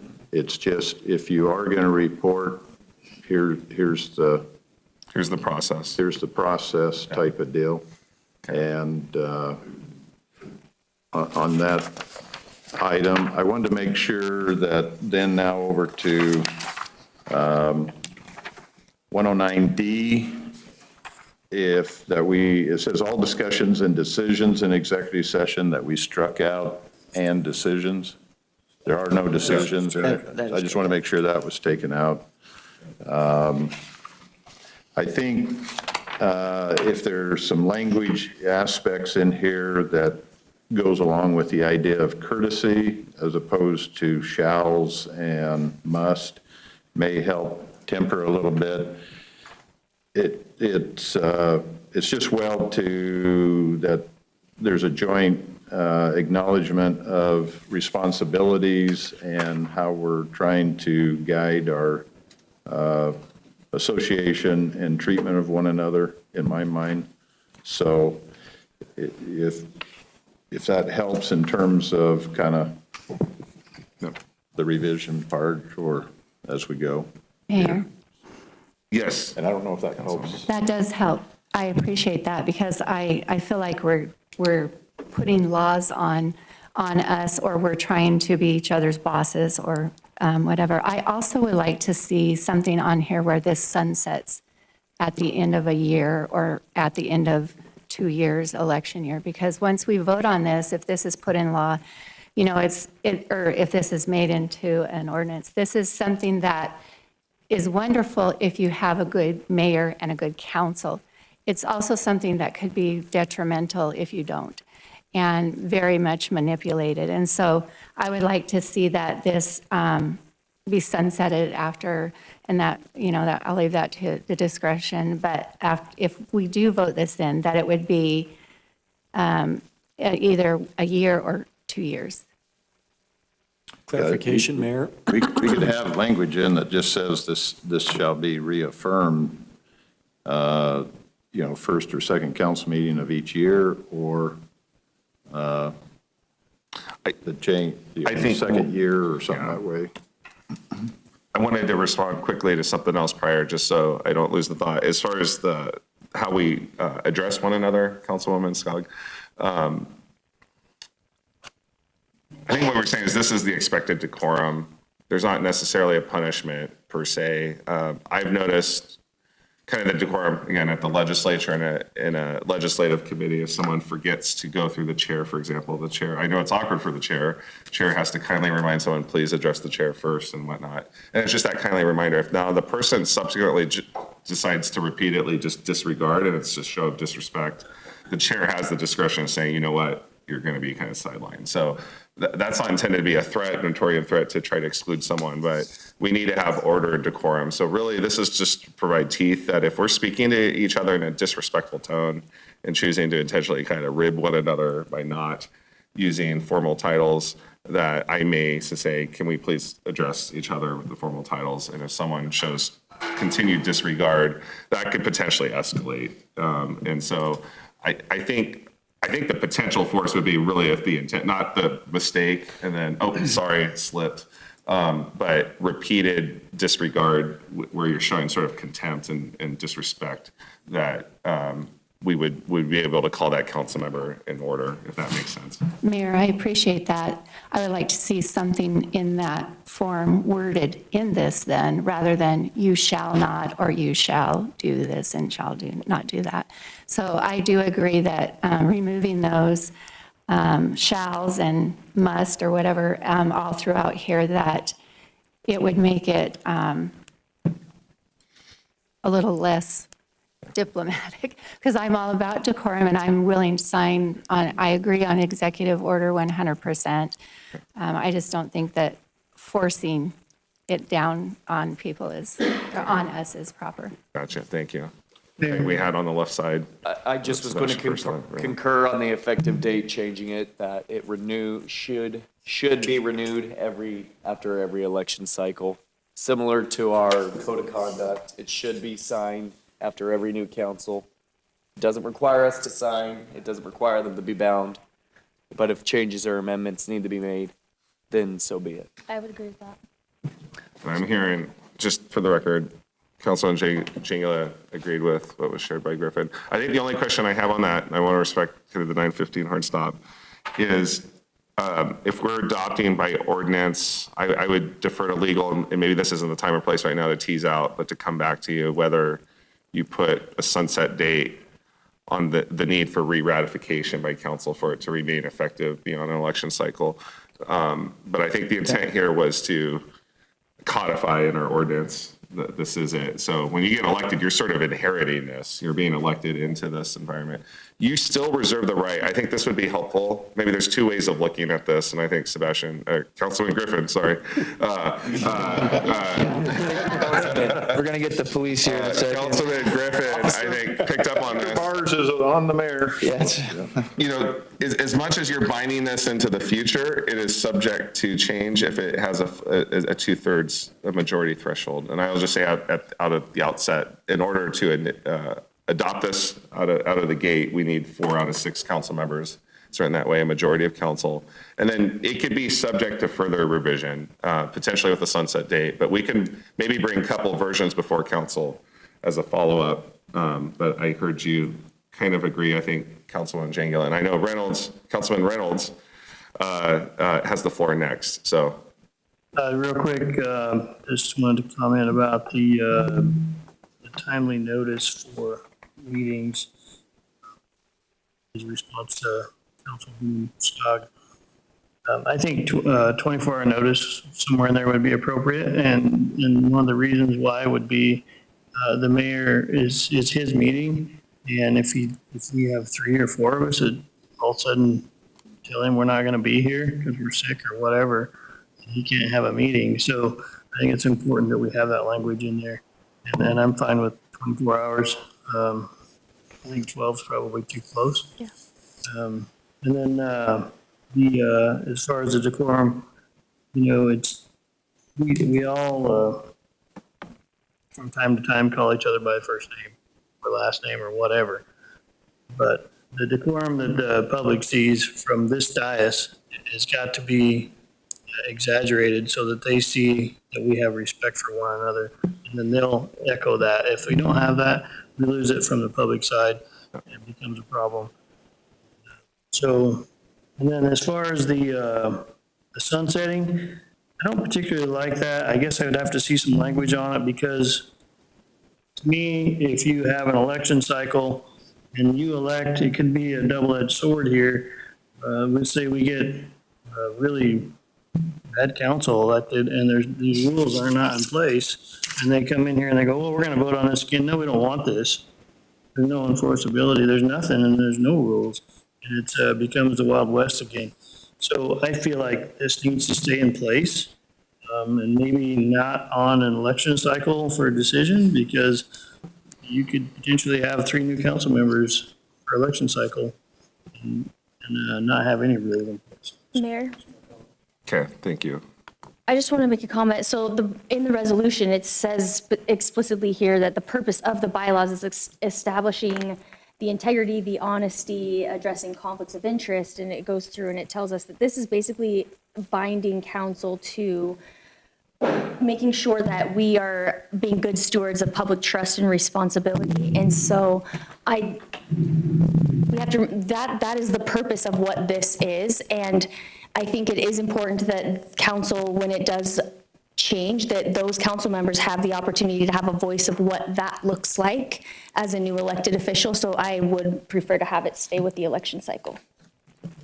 You mean after the election cycle? Correct. Not in Not right before. September, October, but in January Council 1. members come in, they have the opportunity.